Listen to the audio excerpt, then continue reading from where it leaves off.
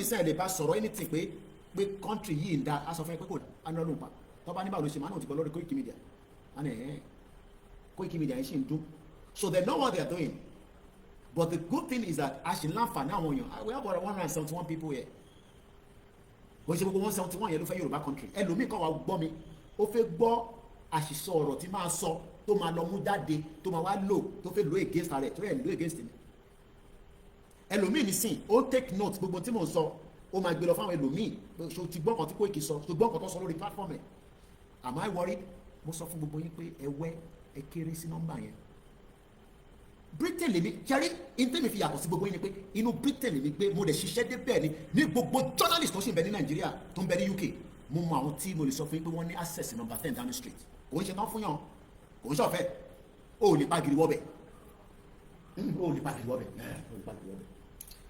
so mo dáńtọ́ òun lélẹ̀ mo gbé dání West Africa ni tọ́ba ní orí ń ta wọ́n òun ni press card mi sorry I move with it bí ṣe ń lands Africa mo ń jẹ́ kọ́mọ̀ pé journalist ni mí iṣẹ́ tí mo dẹ̀ ṣe lélẹ̀ ṣe ilé ìṣòro ẹ̀rọ máa wá gbé ẹ kíníkan ẹ lè má fi yẹn dẹ́rù bá tó wà nílé ẹ lè fi dẹ́rù bẹ̀ mí o yàtọ̀ sí yẹn a tún wá ń sọ fún Ọlọ́run pé tó bá jẹ́ pé irọ́ làwọn pa pé gbogbo ìta wa ń ṣe lórí social media yìí à ń ṣe rọ́ mo kí ẹ Clement ó ṣe kú tọ́jú all the time tó bá jẹ́ pé irọ́ là ń pa èmi ni mò ń sọ I'm not speaking gọ́mọ̀ mo tó ló kálukú ṣe nu yàrá ẹ o tó bá jẹ́ pé irọ́ ni mò ń pa pé kílẹ̀ Yorùbá kó má dúró kílẹ̀ kó yọ̀ mí kí má jí láàárọ̀ la kò ṣe pé mo rí Yorùbá nation yìí abá yín fan tọ̀lẹ̀ ẹni máa kú ló máa kú nu yín ó kù díẹ̀ ẹ jẹ́ ká jáde kíyàn kan dé wa lọ́nà ẹ fẹ́ gbọ́jọ́ lọ́jọ́ lọ nìyẹn ṣẹ́niwé ẹni wèrè ẹ ti ń ṣe tipẹ́ ẹ ti ń dẹ́rù bá ọmọ Yorùbá tipẹ́ èmi ni máa kí gbogbo ara wa láyà máa kí wọn láyà ìyàwó mi ò láì gbogbo tí mo sọ láàárọ̀ yìí ó bá mi jà ó yẹ kó sọ pé ó ní ìtò ti sọ síta kò lè kó ọ lè sọ pé ò sọ mọ́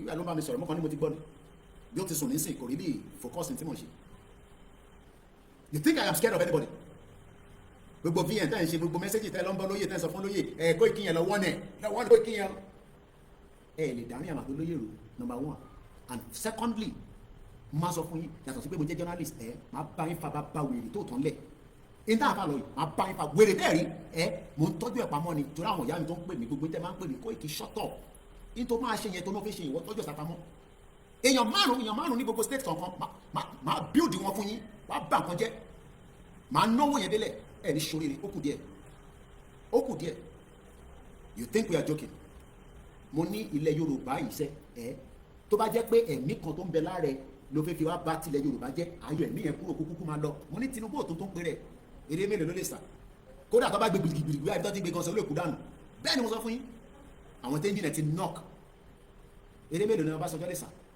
àwọn mú gbogbo structure ó mọ Ọbásanjọ́ farm oko sínú ẹ̀ oko sápò ààrẹ ó fi ń ṣètò ìtọ̀ àbí bẹ́ẹ̀ kọ́ ṣe ẹ túbọ̀ máa bá platform yìí jẹ́ ara yín lẹ́ ń bá jà bàbá làwọn dúró dè kò dẹ̀ sí nǹkan tẹ́ lè ṣe bàbá máa make announcement yẹn I have told him categorically mo ti sọ fún bàbá pé announcement yẹn gbọ́dọ̀ jáde ẹ gbọ́dọ̀ ṣe announcement yẹn pé announcement yẹn ò ní jáde lọ́lẹ̀ pa bàbá máa ṣe announcement yẹn ẹni tó bá máa kú nu yín ni kó lọ kú announcement ẹ fẹ́ kí bàbá yẹn ṣe ó máa ṣe I will be seeing him again màá tó rí bàbá yẹn but ní sọ pé jọba ẹni bàbá yẹn máa jáde bàbá yẹn ló máa padà wá fúnra rẹ̀ jáde but I am telling him that gbogbo ọmọ Yorùbá ń dúró dè yín dáàdì gbogbo ọmọ Yorùbá ń dúró dè yín mo lè sọ fún yín pé bí mo bá fi ojú mo lè bẹ̀rẹ̀ rálì kí wọ́n lọ London mo ti sọ yẹn o bọ̀ pé mo ní fojú rí rálì tó padà lọ London ní bàbá rọ ni ìrọ̀lẹ́ pa ẹni sori rẹ̀ yìnbọn bastard ẹni lórí burúkú ẹ tún lọ sọ fún lóye Ìgbòho pé Koiki tuntun bẹ̀rẹ̀ o gbọ́gbọ́n ẹ o gbàgbúrò ẹ o àbí ìdí kan tẹ máa ń ṣe nìyẹn ẹ rò pé lóye stupid bí ẹ̀yin ni èèyàn máa lè Yorùbá ẹgbọ́n sókè alàgbà tó sọ̀rọ̀. the white lion bàbá mi ẹ̀fọn àkúṣe.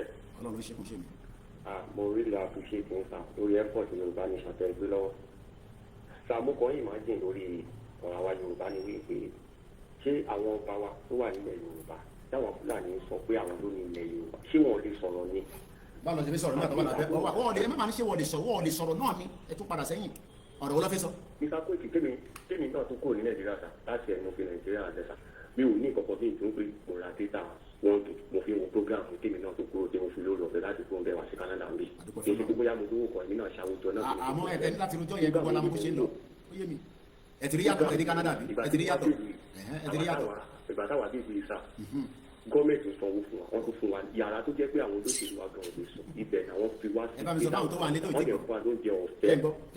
ẹ tó ṣẹlẹ̀ Canada ní last year ló sọ̀rọ̀ yẹn oúnjẹ ọ̀fẹ́ àwọn hòtẹ́ẹ̀lì tó ń fi wá sí ní ojúmọ́ hòtẹ́ẹ̀lì yẹn láti bẹ̀rẹ̀ is either $500 per night $500 convert to Nigeria money over $700,000 lójoojúmọ́ tí mo dẹ̀ gbé bẹ̀ fún 6 months wọ́n dẹ̀ fún wa lóúnjẹ ọ̀sán àárọ̀ àti alẹ́ wọ́n dẹ̀ tún fún wa lóúnjẹ. ẹni tọ́wọ́ bí sọ̀hún nìyẹn tọ́wọ́ bí sí ìlú yẹn mo ní wọ́n bí mi sí UK wọ́n bí mi sí UK kò jẹ́ pé wọ́n lè bí mi sí UK. sáà mo tún wá ní orí ọ̀fẹ́ ọlọ́ọ̀tún wá fún mi lórí ọ̀fẹ́ kan gbà tí mo bẹ̀rẹ̀ sí ṣiṣẹ́ mo ṣiṣẹ́ ní rẹ́sítọ́rántì kan abọ́là àwọn fọ̀ bẹ́ẹ̀ yìí. kò ṣe bẹ́ẹ̀ mi tó lókà kó ṣe lábúròdì nìyẹn wọ́n wá máa upgrade díẹ̀ àwọn tó jẹ́ ní Nàìjíríà àwọn ọlọ́pàá tó ń gba $55,000 mo lè san owó èèyàn mẹ́wàá pẹ̀lú abọ́ tí mi ń fọ́. with dignity ni kò ṣe pé ẹ̀ ń fọbọ́ yẹn with dignity because ọ̀bí chef yẹn dákó disrespect yín nínú restaurant yẹn ọ̀bí bàbá ẹ̀ dá. mo fi fọ mi kan dúró àdé àríjẹ sínú machine. pé ẹ wá ń fọbọ́ chef kan wá wọlé ó wá ní you black kìíní kan no dignity ni because wọ́n mọ̀ pé tó o bá ṣe ẹ mọ̀ pé nǹkan tẹ wà ní kitchen yẹn gan ẹ̀yin gan ni engine room restaurant yẹn because tẹ́ ẹ bá fọbọ́ yẹn wọ̀ lè tajà fẹ́ lómi ìyẹn tó kọ́ chef kan ló sọ ẹ fẹ́ mi only you are the engine room of this kitchen only how only because abọ́tà ń fọ yìí tá a bá ti fọ àwọn ò lè tajà fẹ́ lómi.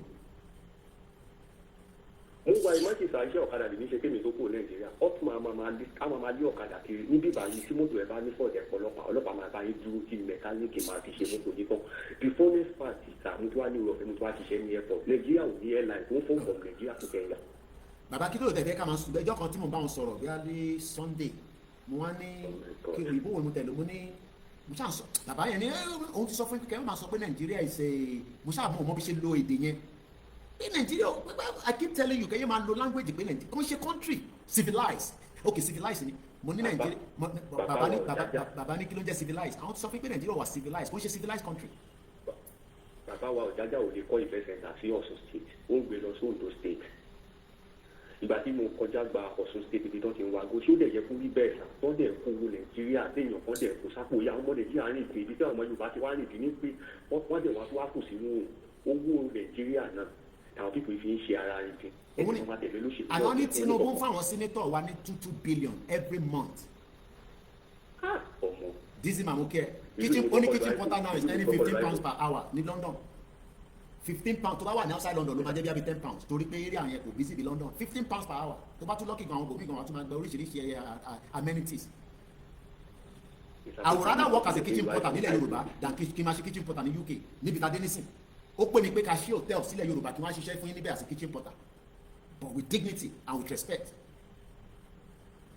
mi ò láti gbà tí mo ti dé Canada mi ì sọ pé ẹni báyìí ló wójú ládùúgbò wa ẹ̀yin náà mọ́kọ́ sí pààkì mọ́tò. láàrin ẹbí mẹ́tò lówó kò ń ṣe pé kò sí lówó everybody is equal everybody is equal.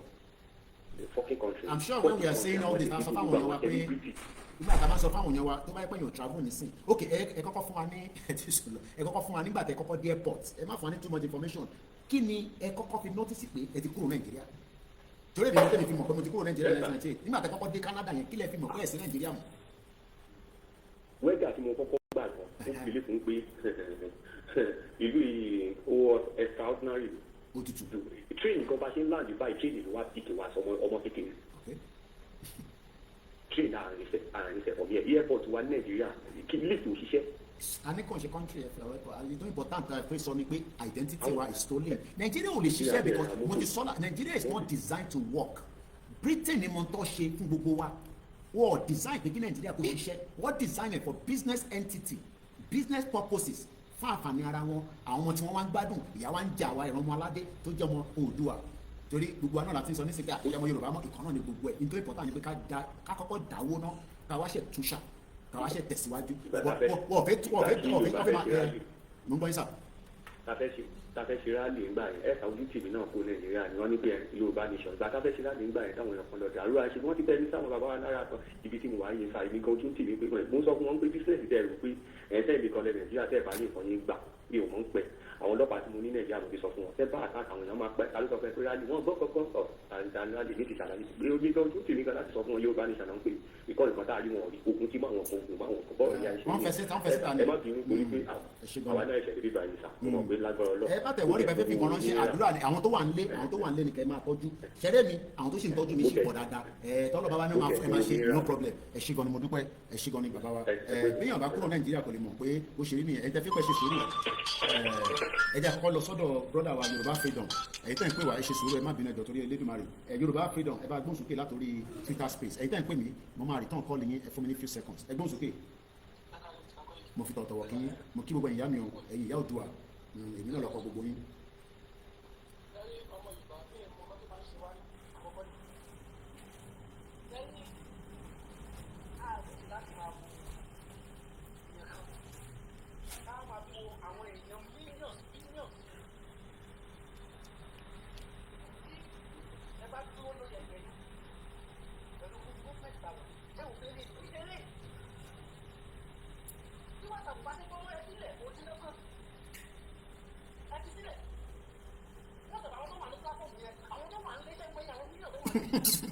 WhatsApp tó gba ju 1000 lọ mo release the state mo sọ̀rọ̀ nípa ẹ má bínú brother mi mo sọ̀rọ̀ nípa Nàìjátù ẹ lọ wo àwọn tó ń comment lórí BBC ẹ lọ wo gbogbo tó ti gbé story yẹn sí ó ti ju more than 1 million people tó ti gbọ́rọ̀ yẹn ẹrù báwa nìkan la gbọ́ ni ọ̀rọ̀ tí mo sọ nípa Nàìjátù yẹn tí olóyè ní ká release yẹn ẹ lọ wo èèyàn millions tó ti gbọ́ àwọn yẹn náà wọ́n gbọ́ pé DSS kò tí ì folóyè sílẹ̀ àkáǹtì Tinubu gbogbo tí mo sọ yẹn rò kú wọ̀ wọ́n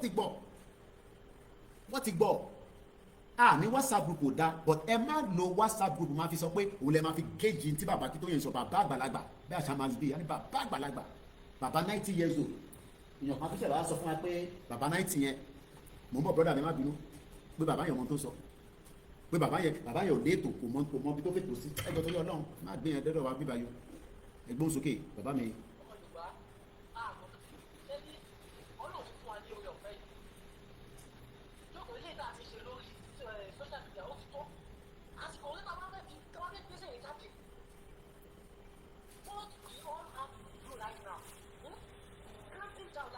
bẹ́ẹ̀ni àti bá ṣe lẹ́dí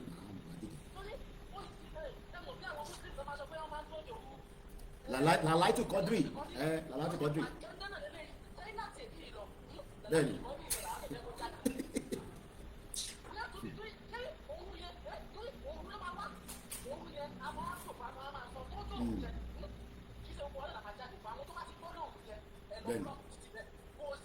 bẹ́ẹ̀ni kódà ẹlòmíì máa jí láàárọ̀ ẹ máa bá wọn kan tó ti wà níta ni kò ń ṣe gbogbo náà la máa jáde lẹ́sẹ̀kẹsẹ̀ but ìwọ tó bá ti lè gbọ́ yẹn tó bá ti lè gbọ́ pé mídíà ti jáde o Koiki ti jáde o bàbá Akíntóyè ti sọ̀rọ̀ o ká dẹ̀ ti mú confirmation pé lóòótọ́ bàbá ti sọ̀rọ̀ o wà bọ́ sí títí àdúgbò ẹ̀ wà shut it down lẹ́sẹ̀kẹsẹ̀ kò sí movement kankan mọ́ stand still until further notice n tá à ń pè ní rally nìyẹn tó bá wá tó bẹ́ẹ̀ kí gómìnà náà fi kọjá pẹ̀lú security òun káwọ́ bó ṣe fi kọjá gbà yẹn bí ó máa pa gbogbo alójú títì yẹn ni bí àwọn náà náà family ni wọ́n tẹ̀ ní àtàkì wa àwọn ọmọ ní àtàkì wa wọ́n ti ń gbọ́ gbogbo náà sọ torí kò sẹ́ tó fẹ́ àtàkì anybody but tó bá àtàkì wa we will do whatever we need to do so it's ready.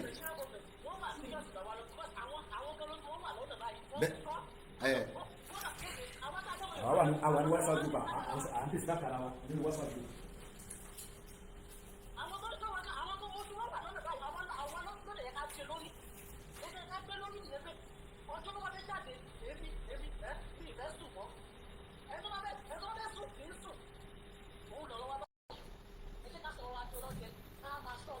bẹ́ẹ̀ni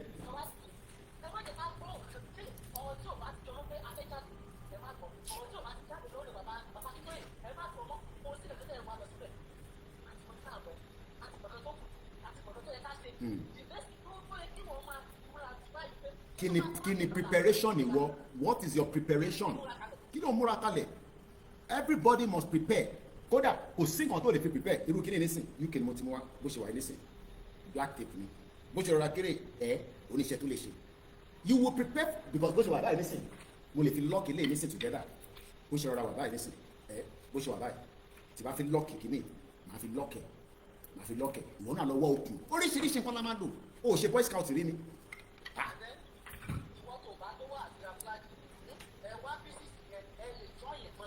bẹ́ẹ̀ni ẹ̀gbọ́n ẹ̀ lè ṣe paper flag tá a bá ti délẹ̀ lérí officially tá a ti wà nínú pé a ní gọ́ọ̀mẹ̀ntì tí wọ́n dẹ̀ ń pe owó wa tó ta fi pé owó tó ń pa ní Ọ̀ṣun state o wàá ṣe flag fún gbogbo wa wàá deliver sílé wa everything within 2 years every changes Dubai tá à ń sá lọ ẹni tó sá lọ Canada ní sinmi last year tílẹ̀ Yorùbá bá dà kò ní sá lọ èmi tí mo ti sá lọ ní 27 years ẹni tó wà ní Ghana ẹni tó wà ní Côte d'Ivoire ẹni tó wà ní Abidjan ẹni tó wà ní Sierra Leone but àwọn kan fẹ́ jẹ́ kẹ́ lọ ṣe ń sọ fún yín pé àìtí ẹ mọ̀ pé mo lo language ẹ̀ wọ́n ní àìtí ready ṣáà ti ṣe tán wọ́n dẹ̀ mọ̀ pé gbogbo ṣáà ti ready àìtí ready yẹn wọ́n lè máa fi yẹn sẹ́nu bàbá Akíntóyè mọ̀ because bàbá Akíntóyè sọ pé ìyàwó àwọn sọ fún àwọn kó tó kú ní December 24 pé o gbọ́dọ̀ gbé wa délẹ̀ lérí sórí ìgbà tí bàbá Akíntóyè bá kú mọ́ wa lọ́wọ́ ẹ̀yin bọ́n bastard ẹ̀yin ìka ẹ̀yin ọ̀bàyéjẹ́ ẹ̀yin olè.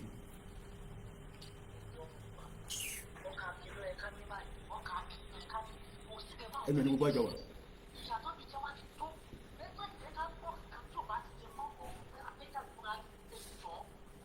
fètò wa distract ọmọ Yorùbá.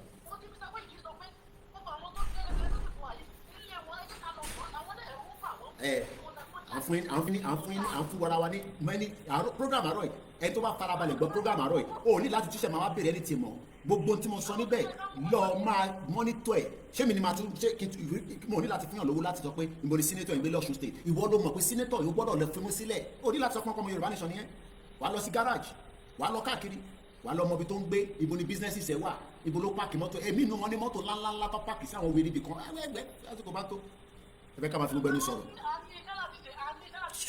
àwọn àjókòó sínú WhatsApp group.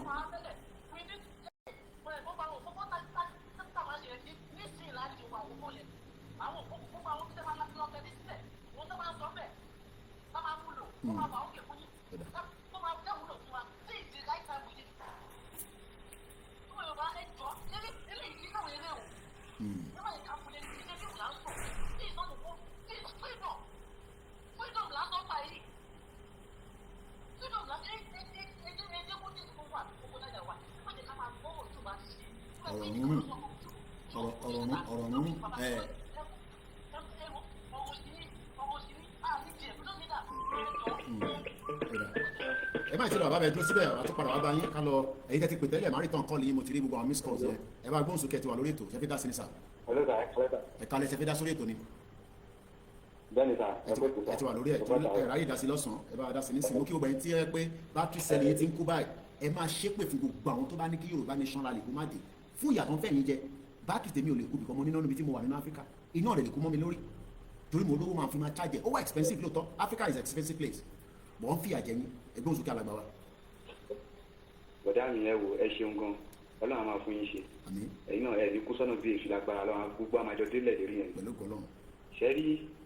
ṣẹ́rí ètò tẹ́ ṣe láàárọ̀ yìí òun náà lè mú ọkùnrin náà lè padà wá ṣe àfikún ẹ̀ lálẹ́ ṣẹ́rí ní Nàìjíríà nílẹ̀ Yorùbá àwọn politician wa wọn ò fẹ́ jẹ́ ká lọ rárá wọn ò fẹ́ jẹ́ ká lọ ẹ wo àwọn líìsì àwọn sínítọ̀ tẹ̀pẹ̀tẹ̀ kà fún aláàárọ̀ yìí èmi náà wá padà lọ wọ́n wá padà lọ wo àwọn orin kan tá à ń kọ ìgbà tá a wà ní school wọ́n máa ní parents listen to your children we are the leader of tomorrow try to pay our school fees and give us the standard education. ṣé àwọn bàbá olórí burúkú èmi ní gbẹ́gà Daniel tó tún lọ fún sínítọ̀ àwọn children olùfẹ́ àti leader of tomorrow bàbá fẹ́ mú tí nínú sínítọ̀ ọmọ 12 years àmì ọmọ 30 years tó lè ṣe tó lè ó di position yẹn wà nílẹ̀ Yorùbá wọn ò ní gbà ṣẹ́rí gbogbo ẹni tó bá ní ká máa lọ tẹ̀ ẹ̀yìn òkú là ń jàkàrà wàhálà ẹ̀yìn wọn lágbá Yorùbá nìṣọ̀ lágbára lọ ẹ̀yìn wọn lágbá Yorùbá nìṣọ̀. ẹ bá ṣe program ẹjọ ẹ bá gbọ́ iṣẹ́ bọ̀tì mo gbá mi brother mi mo gbá mi ti gbá mi. wọn ò rẹ́kì fún wa rárá they are just go there for fight for their children and their unborn children wọn fight fún wa Yorùbá nìṣọ̀ ẹ gbọ́gbọ́ lọ́nà gbogbo ọba kọba tábà ti jáde ọba tó bá jáde tó bá sọ̀rọ̀ tí ò yẹ kó sọ lẹ́nu àbí politician tó bá sọ̀rọ̀ tí ò yẹ kó sọ lẹ́nu a máa lọ sí dìkẹ̀ ní pálásì àmọ́ máa lọ sí dìkẹ̀ nílé ẹ̀ wọ́n máa gbọ́ káwọn náà máa kọ́ máa díjà ara wọn gbọ́ ẹni fún wa ló ń wọ̀ọ̀kì àwọn náà máa jáde níta máa lọ ṣe wọ̀ọ̀kì fún wa a máa tó àdé a máa lọ. ẹ lọ máàkì gbogbo ilé wọn sílẹ̀ ni mo sọ kò ń ṣọ̀rọ̀ pé à ń threaten wọn ẹ lọ mọ gbogbo ilé wọn gbogbo businesses wọn gbogbo girlfriend wọn ẹ lọ mọ ìdílé wọn so that abá ti jáde fúnra lè torí ẹ bá sọnù wọn tó náà òun ọmọ tá à ń sọ à lọ sọ fáwọn ìdílé ẹ pé ẹ tètè pé torí tá a bá tún máa padà wálé lẹ́ẹ̀kejì à ní sọ fún yín nǹkan tá a máa ṣe fún yín ẹ lọ sọ fún wọn sílẹ̀ tó bá lórí wọn pé ni. ẹ ṣé gan ni thank you very much mo ti fún wa ní homework èmi ò ní mo ní láti ṣe máa sọ fún ẹ pé mo tún ṣe máa náà yàn wá látẹ̀kọ̀ lọ sọ́ṣun state ìwọ tó ń gbé lọ́ṣun state tó ń ṣe Yorùbá nation kò bá jẹ́ yàn kan nìyẹn bẹ́ẹ̀ lọ wá solution sí nǹkan tó mo ti sọ sílẹ̀ olùkàkùn lọ múra sílẹ̀ mo kí ẹ̀yin tẹ́ wà lórí Facebook ẹ má bínú pé a ti switch torí pé ẹ̀ complain lẹ́ẹ̀kan pé software yẹn kò jẹ́ kẹ́ gbọ́ mi dáadáa ìyẹn la ṣe switch over mo kí ẹ̀yin tẹ́ wà ní Amẹ́ríkà bẹ́ẹ̀ tó pè lẹ́ẹ̀kan ẹ̀dá ẹnu break lọ́wọ́ àná ẹ̀jẹ̀ lọ sí ó dà pé Libya ní 218 kí n tó wà lọ sọ́dọ̀ Bishop Adesina àti parí ètò ẹni tí ó bá jẹ́ pé data yẹn lọ́lẹ̀ how much does it cost to print one flag èmi ọmọ yẹn èyí lẹ máa láti alàgbà wa tó ń pè àti pè yín ẹ tó ń pè sọ́nà dá nọ́mbà ni mo ti pè yín nísìn ẹgbẹ́ òsókè jẹ́ ká kọ́kọ́ lọ sọ́dọ̀ 218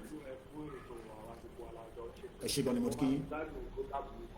bàbá mi máa ń sọ̀rọ̀ pọ̀ tó torí mo bá ń láì àtọ̀ ìlànà tó lè fún wa àwọn àti múra sílẹ̀ àwọn òfin gbé ìdápẹ́jà àti múra sílẹ̀ ṣẹ́rí àwọn ọba tí ò lè sọ̀rọ̀ yẹn kì í ṣẹ̀bi wọn ẹ mọ̀ pé ẹni tó bá jẹ́ ẹrú tó bá jẹ́ olórí ẹrú ẹ̀wọ̀n pé kì í máa ń tíǹkì tírèdì wọn kì í ronú tírèdì ní ìwà ẹrú yẹn ó ti mọ́ wọn lára pé kọ́ lọ máa dọ̀bà lẹ́ka bẹ́ẹ̀ ni kọ́kọ́ lọ máa bẹ̀bẹ̀ ọkọ̀ tó jẹ́ ti wọn kọ́ máa bẹ̀bẹ̀ ìwà ẹrú yẹn ló wà lára àwọn ọba láti ọba àti jẹ́ ọba kejì ìwà ẹrú yẹn ló wà lára wọn tẹ́lẹ̀ gbogbo fíìmù káwọn ọba méjèèjì náírà tilẹ̀ ní ọjọ́ mẹ́ta iṣẹ́ àwọn politician iṣẹ́ àwọn politician ẹrú ní gbogbo wọn àwọn politician wa jà wá lólè ní wọn ò ní lè lọ ibi àwa la máa sọ fún wọn pé kọ́ fi ẹ̀tọ́ wa sílẹ̀ a máa gba ẹ̀tọ́ wa ní ọwọ́ wọn kó tó di pé wọ́n lè lọ wọn kàn ní sọ pé wọ́n wá jalè bẹ́ẹ̀ kankan fún mú nǹkan tó ń di kọ́ máa lọ lọ́wọ́ a máa gbà lọ́wọ́ wọn by force by fire ṣẹ́rí kò sí irú nǹkan báyìí kó máa ní àtakò torí nǹkan tó bá ti jẹ́ gidi tó bá ti jẹ́ original àwọn kan máa wà níbì kan wọ́n fẹ́ máa takò nítorí pé ó jẹ́ gidi ni tó bá yẹ pé ayédèrú ni bẹ́ẹ̀ yẹn kò ní sẹ́ni tó máa takò nítorí pé ó jẹ́ gidi tó jẹ́ ọ̀sẹ̀ tí ìtọ́jú ẹ̀kọ́ pé a máa gba yóò bá ti lè sọ ẹ̀ tó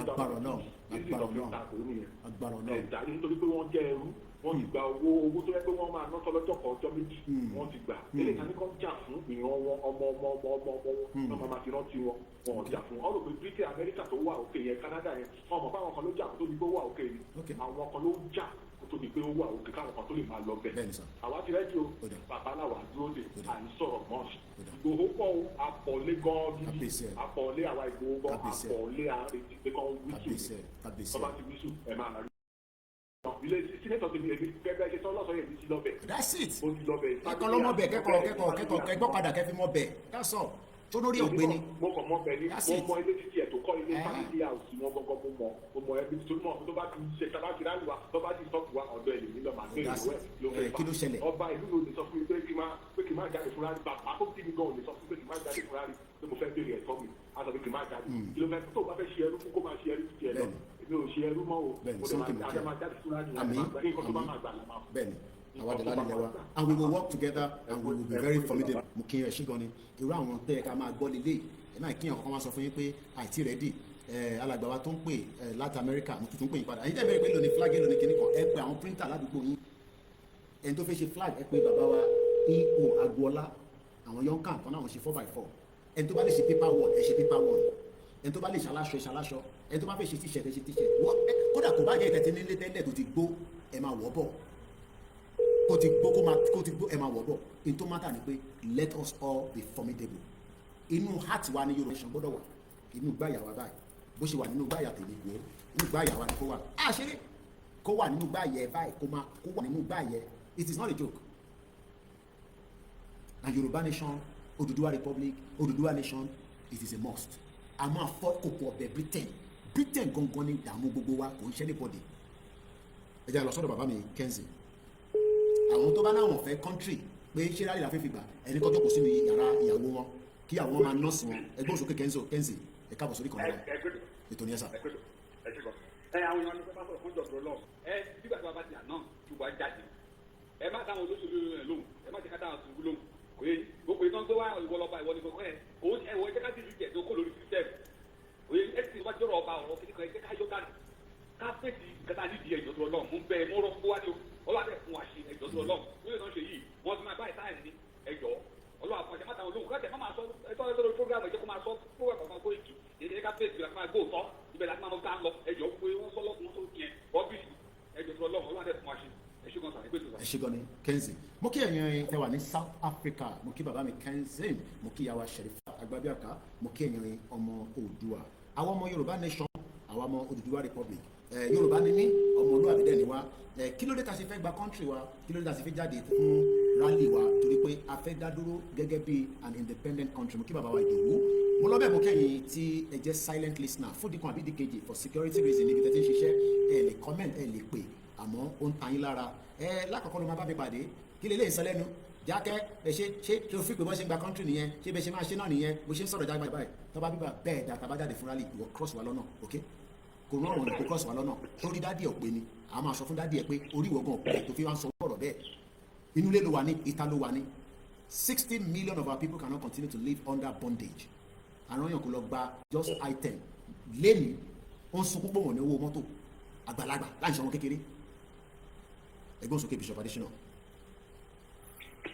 Ẹ ṣe púpọ̀ Koiki, ẹ ṣe púpọ̀ ẹgbẹ́ tó ẹ̀kú iṣẹ́ takuntakun. Ọ̀rọ̀ àwọn ọmọ Yorùbá ó sú mi, tí bá ní kó sú mi. Àwọn ọmọ Yorùbá bàjẹ́, ọ̀pọ̀lọpọ̀ wa bàjẹ́, àti bàjẹ́ jù.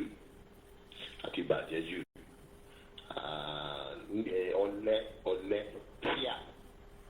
fear bẹ̀ ni ó ṣe àwọn ọ̀pọ̀lọpọ̀ wọn. When you are people that arrogate what they are not to themselves, nǹkan tí wọ́n jẹ́, tí wọ́n pèrè àwọn bẹ́ẹ̀, and at the point of delivery ẹ wá rí wọn wọ́n máa ṣe kékeré wọn lè dúró lórí ẹsẹ̀ wọn. ó ní wọ́n mídíà kan tó jẹ́ pé gbogbo àjọ pariwo Yorùbá nation náà ní tẹ́lẹ̀ lamẹ́ríkà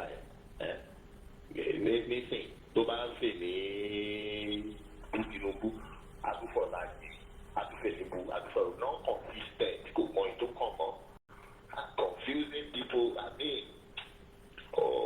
ṣe mi láàánú and we have people èmi tẹ̀sí sọ́nà other times àwọn pẹ̀lú bàbá mo sọ fún bàbá mo dá Amẹ́ríkà gbogbo àwa ní Yorùbá nation ni wà ní Amẹ́ríkà yẹn 95% are compromised ní Amẹ́ríkà. The trouble, but be careful for all of them.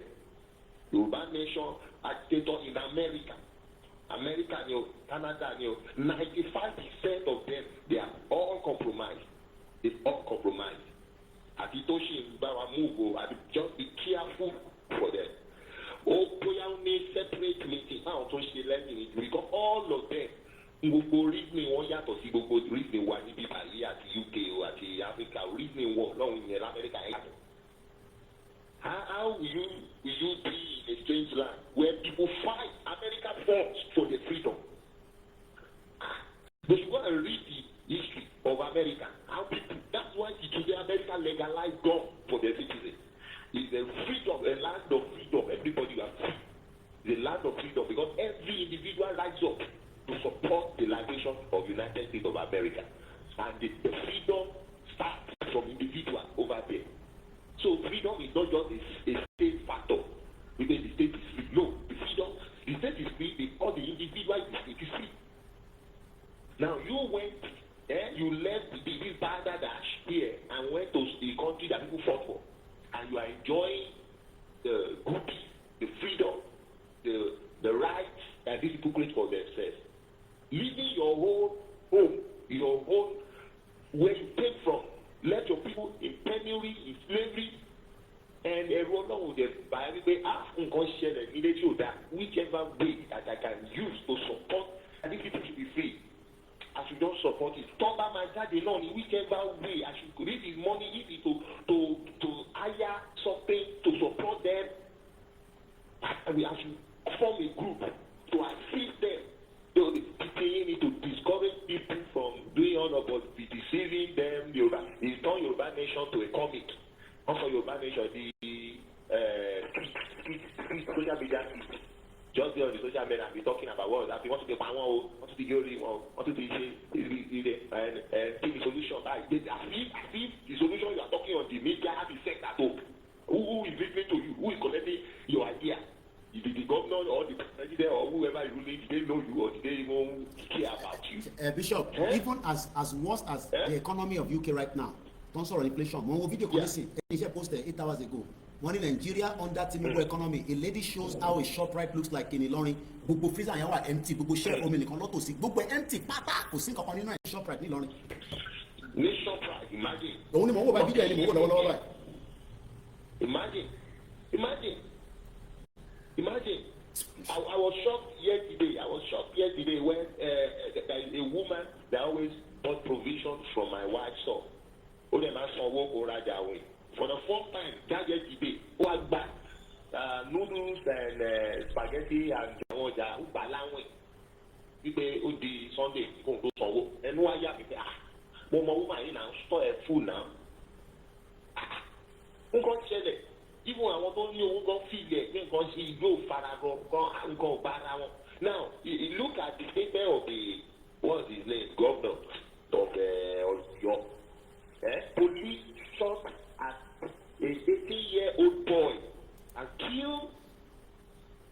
kill the young blood. No outrage. Everybody quiet. The people did not block the governor's office. The people did not block the police station. No. Everybody calm and this is normal. And when the governor wants to speak, the governor said they investigate that the man that the police shot his son go against the traffic rule of your state. Is that the killing of the person's son? Is the answer? That's what happened. But nevertheless, he sent condolence. I mean, I can't bear it. It's unspeakable. It's more than what one could say. Nigerians reasoning, I mean, don't count Nigerian leadership or people, reasonable people. Don't. I'm thinking some other things differently that I'm going to do with this country. I'm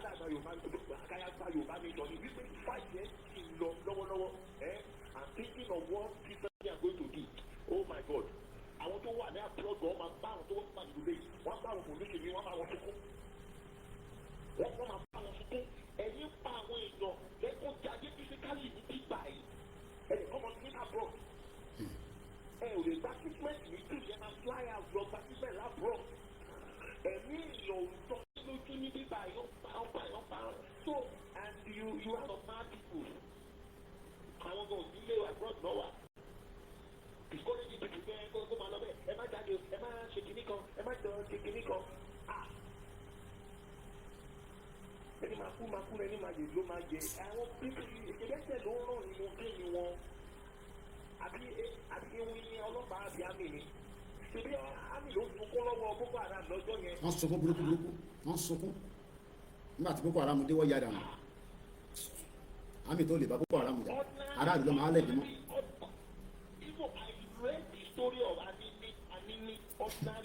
Bẹ́ẹ̀ni Anini bá ń bọ̀ bí wàá bẹ́ẹ̀ dà èmi náà gbọ́ngbà yẹn mo gbọ́ sórí yẹn Anini nìyẹn Anini ń bọ̀ òfin dá dúró lọ́nà tani dá díẹ̀ òfin dá nílé dúró èmi náà gbọ́.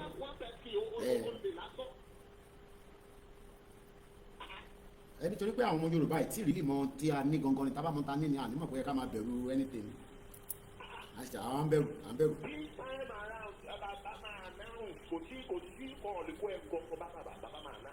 Bẹ́ẹ̀ni that's it. ọ̀sán pa àbí àmì àbí ẹni government official abẹ́ni òṣìṣẹ́ wùdí kan àbọ̀ máa gbèrò kan abẹ́nifẹ̀ gbogbo mo ti instruct àwọn kan kọ́ lọ study gbogbo àwọn picture rally táwọn èèyàn máa ń ṣe protest báwọn ọlọ́pàá ṣe ń àtàkì wọn tó máa lé wọn kiri máa ní jágà máa mú ọkọ lọ study gbogbo kìnìyàn this time tẹ bá lé anybody àwọn èèyàn mi táwọn máa ń pàpàdé yìí bẹ́ẹ̀ tí òun máa tàbí gbogbo yìí lára wọn lè fi wọ́n sí. Kò jù bẹ́ẹ̀ lọ.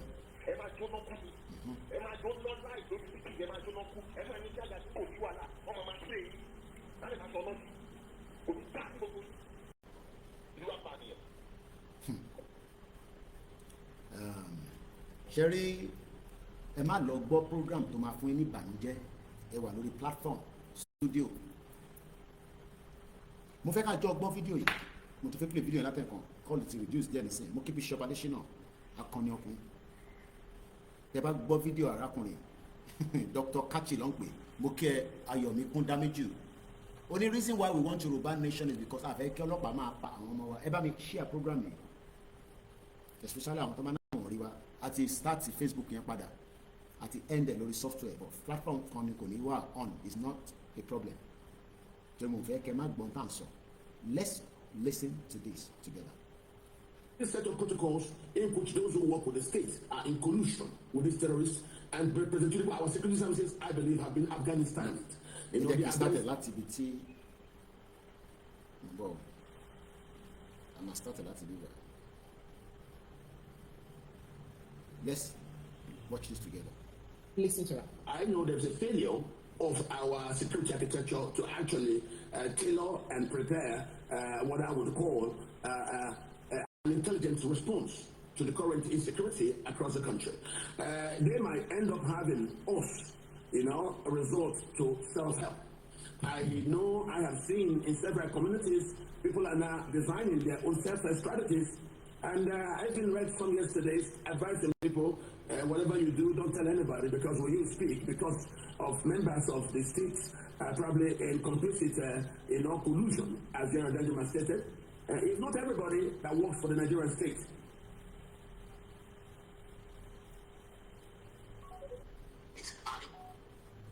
And President Tinubu has not been able to weed those people out. It becomes a problem trusting them, and that's why I can understand his sudden attempt now result to a new body called the Forest Guards. They may not be infiltrated, and that they might be able to build something that has not yet been Afghanistan. You know, our security services, I believe, have been Afghanistan.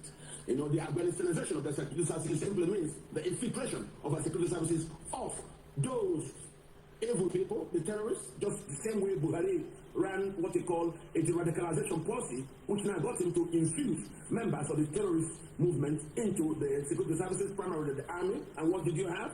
Suddenly, these people infused and are the ones providing intelligence to those who didn't get converted. To the radicalization problem. So we have a problem. There is not a proper stating of priorities of state by Department of State, in this case, the Department of State Security. And what they are going after is not the proper thing to do. They should be gathering intelligence to tell the army or the police who to go and hold or to take away from the space so that we can have peace. They're not doing that. You know, the crisis is still sustaining all across the country. People are being killed. And these militias are killing people everywhere, and nobody's doing a thing. So for me, the state is still very much asleep and sleeping right on the wheels. It is wrong to have allowed Atiku to succeed Buhari. It will be one Fulani after the other. And as you see, the Fulanis killing people across the country. Why? They want to. I want us to be careful of the use of words. You know, when you generalize. Allow me to use my words, please. Yeah, no, I'm saying it's a national be very careful. And there are good people. I'm speaking about national security. Hold on, please. My brother, this is a national security issue. Yeah. There is a war on. You want to pretend there's no war. I'm only saying that I don't think people in that.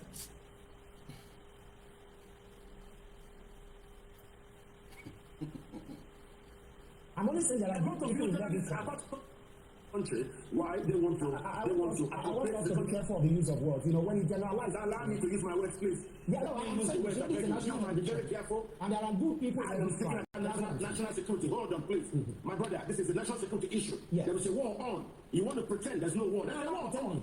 I'm only saying that I don't think people in that but for the problem, you don't want to address the truth. There's a war on. When you're saying you're not pretending, there's a war on. People are being killed everywhere. You're saying there's no war. What do you mean you're not pretending? You are. You are part of the problem in this country. Allow us to speak the truth so that people will know what's going on. There's a war on. People in the Benue cannot go to farm. People in Paki cannot stay in their houses. People in Jalapa can't. Everywhere there's a war. And you're telling me that we should keep quiet? No, there's a problem. So those who are responsible for the war simply want to turn Nigeria into a settler colonial entity. And that's what's going on. You don't see that. You're seeing the politics. Forget about the politics. There is a real problem in the country. People are not sleeping at night. People even in daytime, our farmers cannot go to farms. We now have food security problems. Why? The Fulani war across West Africa has finally bettered in Nigeria. And you don't want me to talk about it. Why? Who are you afraid of? Who will hear it and we will die? This is the problem the country has gone wrong. Because a lot of you keep quiet. I'm aware of this. So please, when we have a problem like this, serious national security issue, we must keep to it and not pretend it doesn't exist. It does exist. There's nothing wrong with implosion. Implosions are historically normal in human situations. When you put too many things inside one container, they could implode when that container can no more bear them. What you will ask yourself is, after the implosion, where do we go to? Are you afraid of implosion? No, don't be afraid of implosion. In most societies, without an implosion, nobody knocks the gong and calls people to come and talk and find out solutions to the crisis that undermine the community. Nigeria currently is at a crossroad. There is a war on, an asymmetrical war, and the government seems very weak about it. People are panicking, and people are running, thinking that Tinubu can help. And that's the problem. If other politicians cannot, well, that's nothing wrong for the sake of security, thinking that Tinubu will be different from either Atiku or Buhari. I see nothing different in Atiku and Buhari. They're the same thing in 10 pence. So Tinubu is the only one that's different from them. If you're telling me now, and I'll talk about security situation, that's the problem. The country is in dire straits, and the security architecture looks like it has been Afghanistan. It is right now ineffective, and that's why you're hearing people talk about state police and protocols that will allow the people to be able to protect themselves. We are moving towards that. If the government cannot help, people will resort to self-help. My brother, the security situation is serious and it is real. And this is the problem. We're not talking about it. We're pretentiously talking about it on the political front. There are one players that are driving this problem here. One, the military are not united. Two, because of under the Buhari administration, there was a large-scale organization of the Nigerian security services. I mean, organization, you understand what it is. It's the penetration by political interests into security services to actually plant soldiers who will do things in line with their own security intentions. And if they want to take over the country, of course, the easiest way is to put their militias into our army, or rather, to have our army give up weapons and give up bases easy to their militias. And that's what's going on. So people are actually, yes, that's why you're seeing some people try to run to Tinubu. But sometimes they might also start running to Tinubu and start organizing for themselves. I foresee people resorting to self-help. You will see the army base. Ask yourself, I've said it on this program before. Tinubu might have taken over power, but is it in charge security-wise all over the country? I don't think so. There are a lot of infiltrations perpetrated on the Buhari period that Tinubu has not yet been able to undo. You now see a lot of those taken into security services, people who are said to be the radicalized elements from Boko Haram. It is those radicalized elements that are now showing in the Boko Haram and all this Islamist fronts, militias, what to do in the country. At the end of the Civil War, Nigeria was 70% Christian, 30% Muslim. But the Muslims have been fighting to try to turn everything upside down. So, and their Muslim politicians are also doing the same thing. So, I tell you, there is an organization of Nigerian security services underway. And that's what I can tell you. I believe in all those things that have been done. If it is here, people agitating for peacefully agitating for different standards, you will see the army come to the east and start arresting people, start arresting some people. How come the army are not strong up north? Don't forget. I love this man so much. Mo send it sí gbogbo platforms. O ti bá pàdé. Koiki mo kí ẹja nǹkan kí mo sí mi dáadáa gari. Ìyá dáadáa ìyá lálùbáríkà gbogbo gbà láwọn èèyàn máa ní máa kíyín. Ìwọ náà gbọ́ ọmọ ẹ síta kó wá máa ṣe tí mò ń ṣe. Kò wá rò kó bóyá o tún lè wá jókòó wá máa gbọ́ nǹkan tọ́mọ ẹ bá ń sọ. Mọ̀ sí mi ò ní kí n má sọ anything, wọ́n kàn ní má ṣe pé ṣàfihàn sílẹ̀. Mọ̀ sí mi mọ̀ tá máa ṣe. Tá máa fi ara wa sílẹ̀. Òun náà náwó owó pension ẹ̀ ó ná sínú movement. Inú tíkẹ́ẹ̀tì mi, half of my ticket mo tún fi padà wá mọ̀ sí mi lórí diesel. Ìwọ náà lọ mọ́ ọmọ tiẹ̀ síta, ọmọ ẹ̀ tó gbé sínú ilé yẹn, gbọ́mọ ẹ̀ síta kó wá pariwo Yorùbá nation. Mo kẹ́ Biafra superstar. Ọlọ́run máa fi Nnamdi Kanu sílẹ̀ àti Simon Ekpa. They will come back very strong like Igboho did after 2 years, pinned down in Benin Republic. Biafra we go, Yoruba we go, Hausa we go, Middle Belt we go. Nigeria will be divided. Ẹ̀gbọ́n tarakun sọ, a máa tún gbọ́. I purposely don't want to interrupt him, but nígbà tó David Igboho yẹn mo lè hold them. Mo send ẹ̀ sọ́lóyè náà. Ẹ̀gbọ́n tí Ayọ̀mí Kúndámíjù sọ, ó ní when people get into self-help, anarchy tí ń bọ̀, ó ní kò sógun nínú Nigeria. Can you confirm now that there is a war in Nigeria? Òmùgọ̀. Koiki má gbógun wá sínú Nigeria o. Bí ogun. Did you hear what the man said? Ògbọ́n ìbò tó sọ, a máa tún gbọ́ again. Àìtí kanjú, tí wọ́n bá fẹ́ lọ sùn wọ́n ló lọ sùn. Àwa wà lójú ogun already. Ṣé wọ́n ti bá mi lọ fọ fìlà yẹn, gbogbo fìlà mi dọ̀tí gan rùn. Sọ ti bá mi fomi gbóná fọ̀. Mo fẹ́ dé fìlà ogun mi yẹn ni. Ìdẹ́rẹ̀ ṣú. Èmi rẹ̀ sọ pé torí àwa l'Áfíríkà gbọ́dọ̀ respect àwọn neighbors. Ṣé ti bá wà London náà, tílẹ̀ bá ti ṣú, a máa dá ẹ̀ down díẹ̀. Òyìn tí ẹ̀ ń di program. Ìwọ tó bá fẹ́ lọ sùn kí ló ń kọ́ àwọn lójú àwọ̀ èmi ò lọ́bì kọ́kàn. Tẹ bá jí láàárọ̀ ibi tẹ bá wò ó dẹ̀ continue. Ayọ̀mí Kúndámíjù tó bá pè á ní ẹ̀gbọ́n mi mo kí African Confidential mo kí gbogbo ẹ̀ tẹ wà l'Amẹ́ríkà ẹ má gbàgbé ẹ support wa owó la níìdì níbi tá a dé nísìn láti fi mú ṣé ní gbogbo àtọ́ ní àwọn onídìí owó tẹ̀lé ti ràn lọ́wọ́ mo ní kò sẹ́ni tẹ́ ẹ̀ fún ní support ní gbogbo wa ẹ má yẹ kẹ́ni kankan gbé yín ní mú pé àwọn ń gbowó lórí platform wa o owó platform Koiki ló ti ń gbowó irọ́ ni o gbogbo yín lẹ ti send owó true yàn kan ya Koiki bá mi send ilé send báyìí bá mi gbogbo wa lẹ mọ́ fún lówó kí àkọ́ má gbé ní bẹ́ẹ̀ bá wá fẹ́ anybody lówó gbogbo bí tẹ bá ti san super chat sí ẹ̀ fún ọ lówó náà nìyẹn láti jọ tàti ra walkie-talkie tàti ra nísìn èmi fúnra ara mi gan mo ti gbẹ yọkan nínú ẹ̀ pé ẹ bá mi tọ́jú ẹyọkan àwọn tó dẹ̀ gba walkie-talkie lẹ́yìn tá ti pé over 80 ẹ rántí ẹ ti gbàgbé nọ́mbà yẹn 80 la kó fún àwọn bàbá kí tó yà ti gbowó mo kó fún Akínọlá nínú ẹ̀ àwọn tó kù wọ́n ní ká quiet ẹ̀ for security reason àwọn tó ti gbà wà lọ́wọ́ wọn tó wà lọ́wọ́ wọn tó báyìí ti gbà kó ṣe tọ́ì lówó kọ̀ọ̀kan ta fi rà nísìnyí tó ní ọ̀kan máa ti àwọn ta ti promise jẹ tó wó bá tútù wà ní but for now àwọn tó ní ẹ má dáwó sí ibi tó ti ra walkie-talkie o àwọn ọmọ bó ṣe ń lọ ẹ̀gbọ́n tarakùnrin sọ there is a systematic war. Ogun lọ nínú Nàìjíríà burúkú wọ́n pààyàn, ogun burúkú lọ oníkòsógun. I pity us if we don't prepare very well. Àwọn tó rẹ̀ fẹ́ kan ṣe ló pọ̀ jù, so they will discourage you.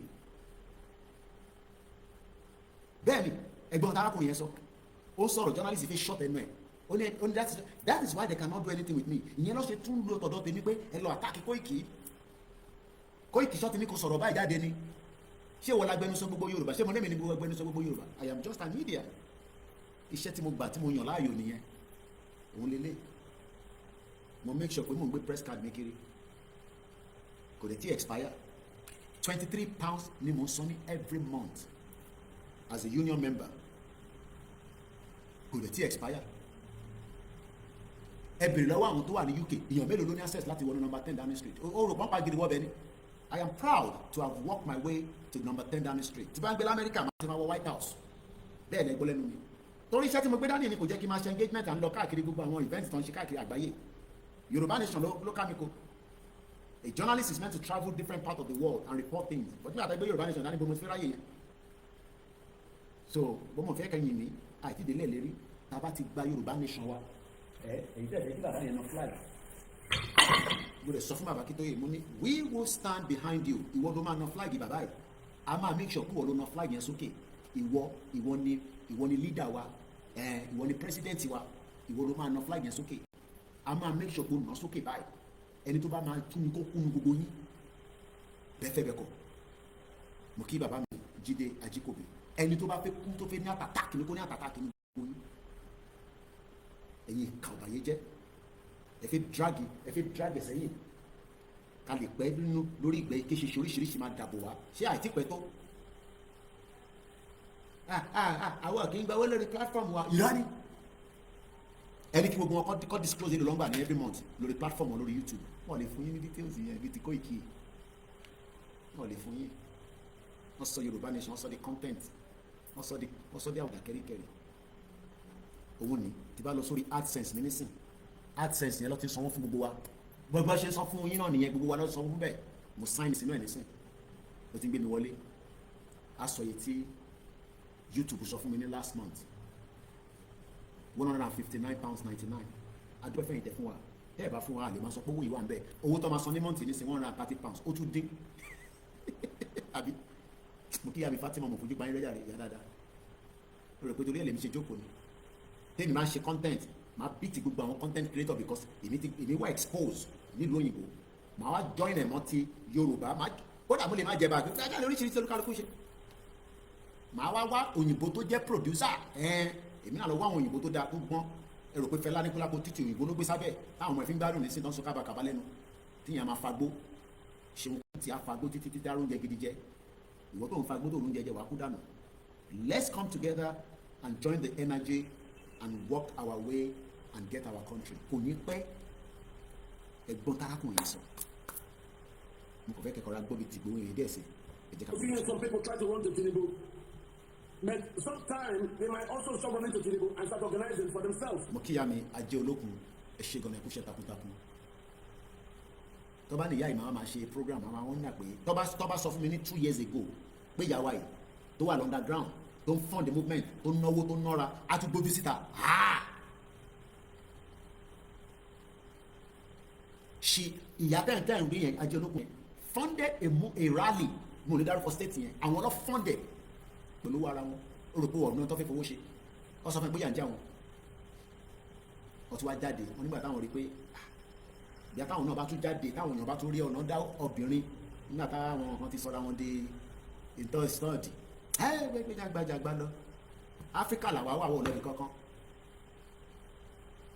adẹ̀sí ń padà tó atátúmọ̀ adé UK padà ẹni tó bá náà nídìí là nídìí bá bẹ́ẹ̀ ni mo sọ fún yín àwọn tó lè kúrò ní location wọn wọn máa dẹ́rù bẹ̀yìn tẹ́ wà nílé ìwọ ló yẹ kó máa sọ fẹ́ni tó wà láàpọ̀ dẹ̀ pé gbẹ́gbẹ́ jágbajàgba lọ ìyá ń jà wá níbí báyìí ẹ lówó data ẹ lówó internet ẹ lówó bis òun ní lájọ tí mo ti gbé dé kò tí ì já cornflakes ni bí mo fẹ́ fi ṣe corn beef ni mílíkì ni o rò pé bí ń pa mí lábúrò ní Áfíríkà ni òun ní mílíkì ni nígbà mo ní kọ́ díẹ̀ yín fún mi pẹ̀lú iṣu ní àná náà ṣe ìjẹyẹ kan bẹ́ẹ̀ òun ni Turkish tea tí mo rà ní airport ni mo like Turkish tea pump pasta idiot all over the place à ń sọ pé ká pull out of this shit whole country kí gbogbo wa lè gbé ìgbà yín tó dáa a sọ fún pé ti ṣe tán o ẹ má yẹ kíkọ́ ìkíkọ́ yín sínú problem o ṣé lè tí bàbá yìí sọ yín nísìn ṣó parọ́ bébí bá tẹ̀ ń parọ́ fún yín ṣálákùnrin yìí parọ́ ẹ jẹ́ ká gbọ́ láti bẹ̀rẹ̀ again kí wọ́n máa ṣe analysis lé lórí olórí burúkú journalist kò fẹ́ jẹ́ kó sọ̀rọ̀ nígbà tẹ́ ẹ fẹ́ kó sọ̀rọ̀ kí lẹ invite wá sórí show yín fún ó náà ń sọ̀rọ̀ national security ní kò ń dákẹ́ ẹlòmíràn wá wò ń bẹ́ẹ̀ Koiki kò sógun wọ́n gbé àwọn ajagun tàwọlé Dangote ń gbé ajagun tàwọlé wọ́n náà fi wá gé oko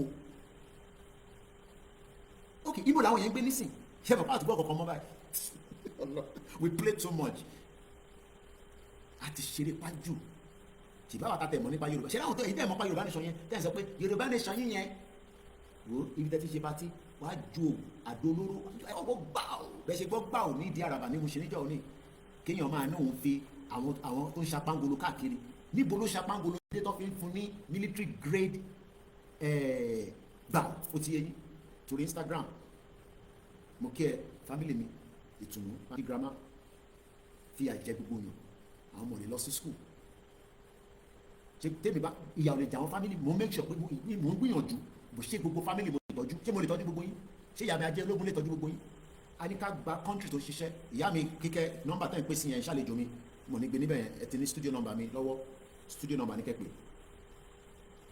ẹ ti wà pẹ̀lú mi ti pẹ́ kò ń ṣe mi ẹ mọ studio number ẹ tún number yẹn wò idiot all over the place wọ́n fi àjẹ gbogbo wa ọlọ́run mi já arógun o ogun ti wọlé o má jẹ́ kẹ́ni kankan fúlẹ̀ o wo ogun lọ burúkú nínú Nàìjíríà ní 4 corners of Nàìjíríà bílẹ̀ ṣe ṣú tó báyìí nísìn aago 12 báyìí ẹni tó jí gbé nísìn ló mọ̀ àìmọye àwọn èèyàn wà nínú igbó nísìn tó bọ̀bọ̀ tó jí gbé ó ní àwọn rin ó níbi táwọn rìn dé ẹni tó kú wọ́n pa ẹni tó kò tí kú tán wọ́n pa pé kó má bàa sá lọ èmi mo fi fídíò yẹn wọ̀nyí níjẹta ẹgbẹ́ òsókè yà wá.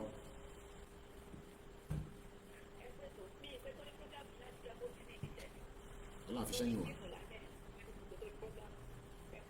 ọlọ́run ṣe.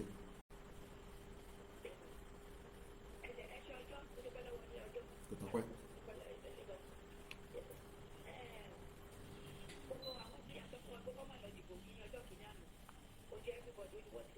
ojú wọn tẹ̀sí wálẹ̀ tó.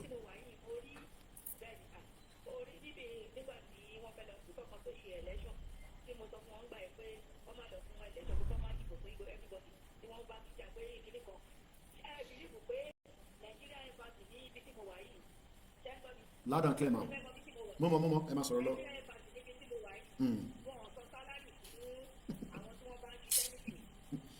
ìlú òfò wọ́n tún jẹ staff lọ wọ́n jẹ embassy ìlú tó wà ìlú ọdún tó wà wọ́n jẹ wọ́n lówó nínú embassy.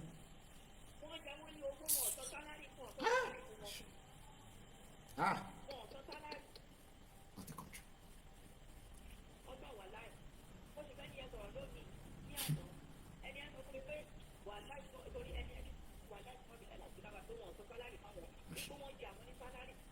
Federal government jẹ salary àwọn embassy staff outside the shore of Nigeria wọ́n jẹ owó tí ẹ kọ́ san fún staff labroad.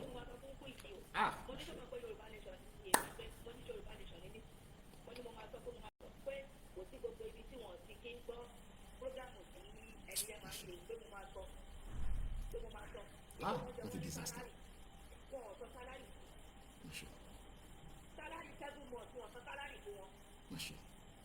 Mo kẹ́ ẹ̀ tẹ́ wà ní Lagos State.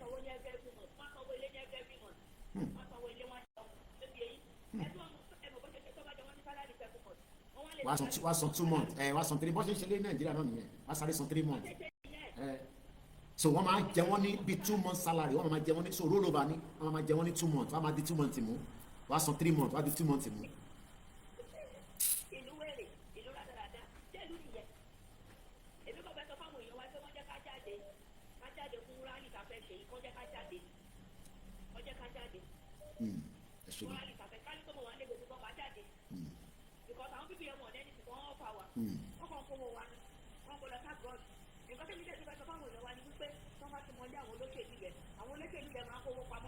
ṣe tún gbọ́ èmi ọmọ yẹn ṣẹ̀rí ní sìtìmí ṣe ní kẹ́ láti mọ ibi tó ń gbé especially àwọn sínétọ̀ yẹn sínétọ̀ gangan lówó burúkú wà lọ́wọ́ ẹ lọ mọ ibi tó ń gbé mọ̀ ní kẹ́ lọ àtàkì wọn ẹ lọ mọ ibi tó ń gbé ni mo sọ owó wà nínú ilé wọn òun lẹ́yìn gbọ́ nísìn wọ́n máa ń tọ́jú owó pamọ́ sí ilé àwọn olóṣèlú.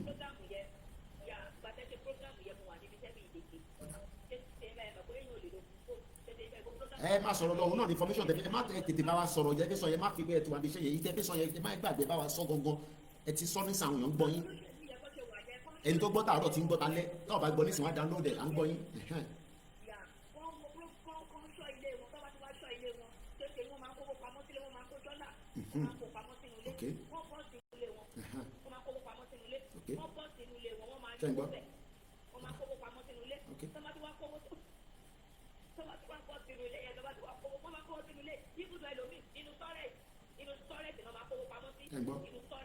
ìnáwó náà máa ń dán àwọn ògbèmí wà nílé wọn yẹn tó máa ní wọ́n sìnkú lọ́ọ̀ni ọ̀sìn ẹnì kankan síbẹ̀ o ọ̀sìn ẹnì kankan síbẹ̀ gbogbo oríṣiríṣi láti rí o.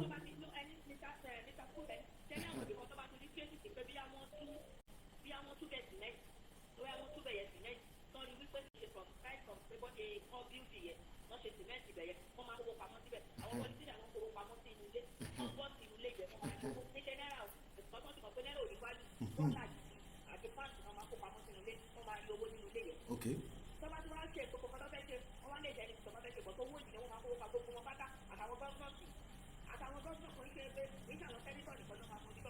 àti past and present ni gbogbo wọn ló sì lówó lọ́wọ́ wọn kó sí báǹkì mọ́ báyìí o.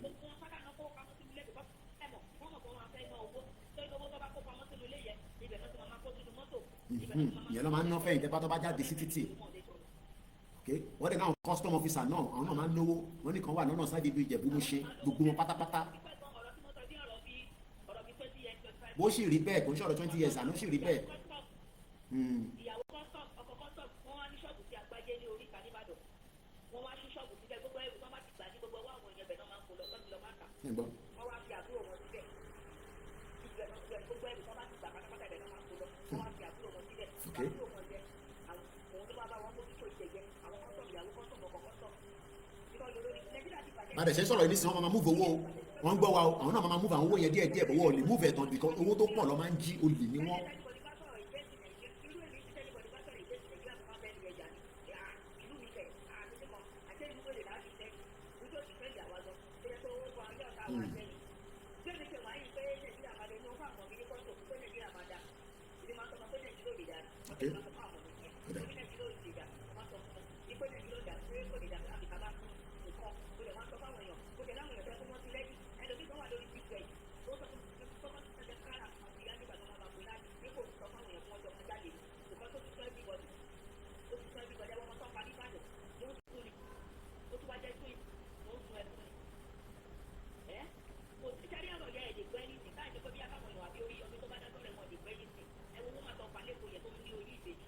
Ọlọ́nira yẹn.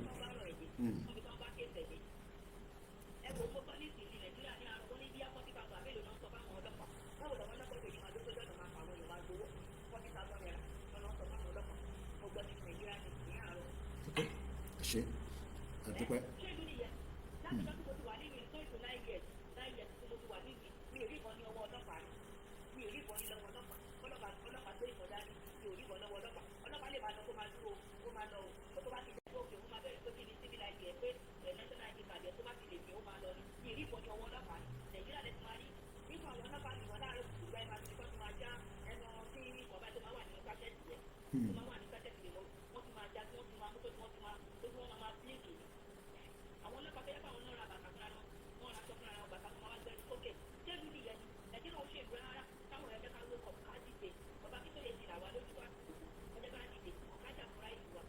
Bọ́dẹ̀ ṣe máa rí nìyẹn àmì Jésù Kristi Ògún tẹ máa fẹ́ jẹ́ ẹ̀wẹ̀ ní bó ṣe máa rí nìyẹn.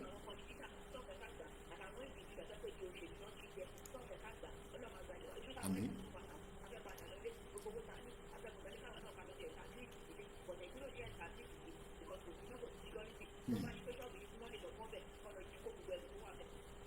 ẹ ṣé gan ni àtúgbà pè mí ẹ ṣé gan ni yàwá àdúpẹ́ àwọn olóṣèlú máa fẹ́ mú gbogbo ní sinmi owó yẹn pọ̀ ẹ gbọ́dọ̀ mọ gbogbo ibi tó pè ní secret house wọn ẹ gbọ́dọ̀ máa fojú sílẹ̀ nísìn kò ní pẹ́ mọ́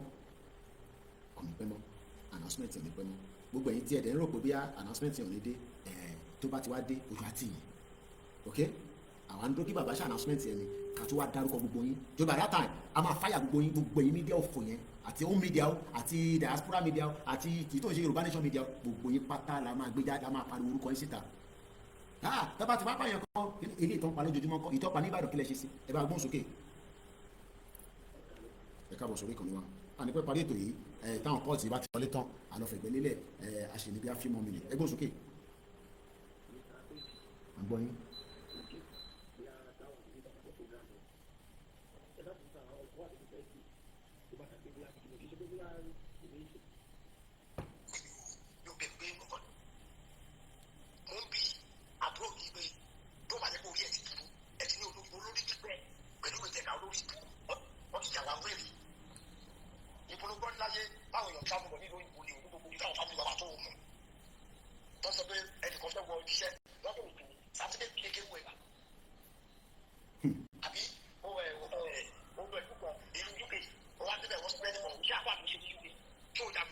gbogbo àwọn àfáà tó wà ní UK níṣẹ́ lọ́wọ́ gbogbo àwọn àfáà tó wà ní UK níṣẹ́. ok.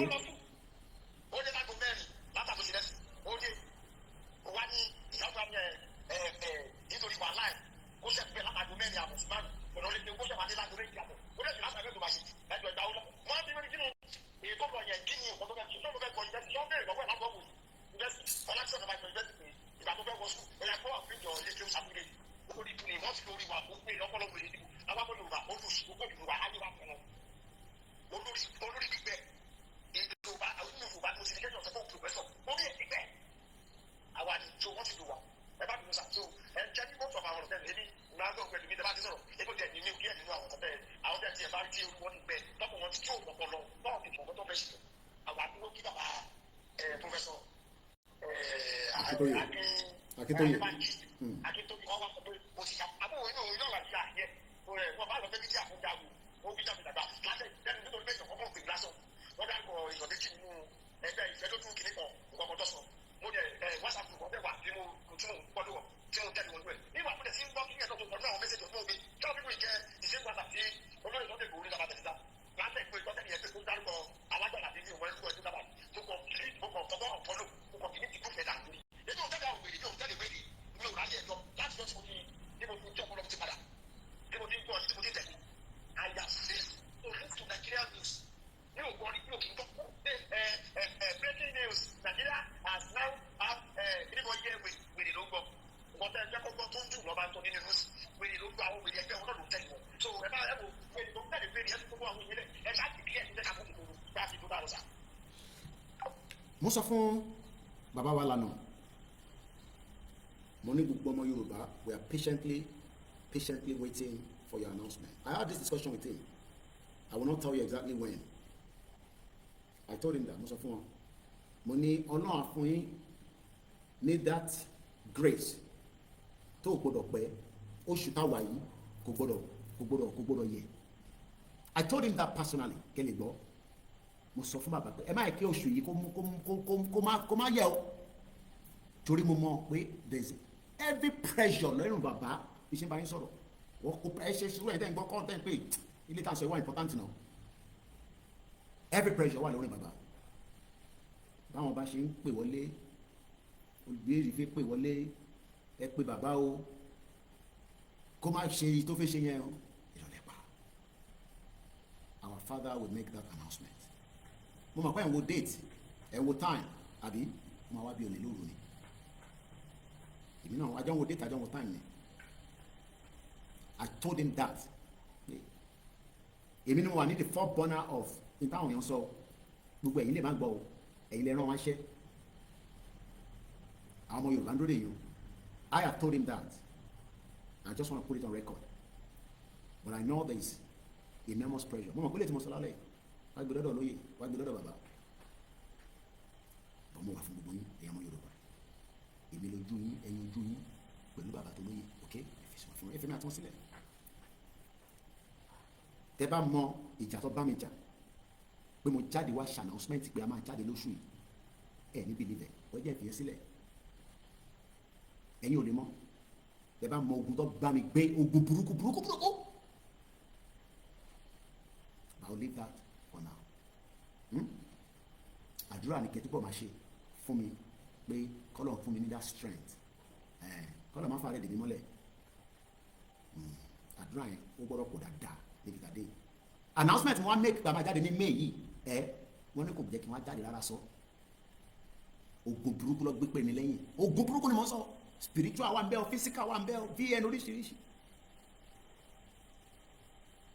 ó ṣe gbogbo ẹ̀ lọ́fẹ́ kẹgbẹ́ Yorùbá nation náà gbogbo àwọn tẹ́ ẹ̀ fojú dálẹ́ níwájú mo ní wọ́n fẹ́ fẹ́ olóyè àti bàbá Akíntóyè wọ́n fẹ́ kẹ́yìn wọn báyìí ẹ gbọ́dọ̀ wà nínú àdúrà àgbẹ̀ ìyá wa ẹ ṣàdúrà gidi gan ẹ gbọ́dọ̀ ṣàdúrà gan o inú Áfíríkà mo wà o mo pa fáànì yìí nísìn ní tí mo fẹ́ ọ̀rán kú dàn lélẹ́yìí o kẹ́rí tí bá fẹ́ kẹ́ gbọ́ mi ní màá gbé ni máa pa o mo ṣeré níbí báyìí o ogun burúkú là ń jà lọ́wọ́lọ́wọ́ spiritual warfare but Ọlọ́run ó kápá gbogbo wọn I'll just say it like that Ọlọ́run kápá gbogbo wọn Ọlọ́run kápá gbogbo wọn wọ́n fẹ́ kí rálì yẹn wáyé o wọ́n lè gbẹ́lẹ́ nínú wọ́n fẹ́ kí rálì yẹn kó wáyé rárá wọ́n fẹ́ paná rálì yẹn tí wọ́n fẹ́ mú lóyè àti bàbá Akíntóyè kọ́kọ́ àárín àwọn méjèèjì báyìí ẹ̀yà kọ́ máa wò pé kí ló ń ṣẹlẹ̀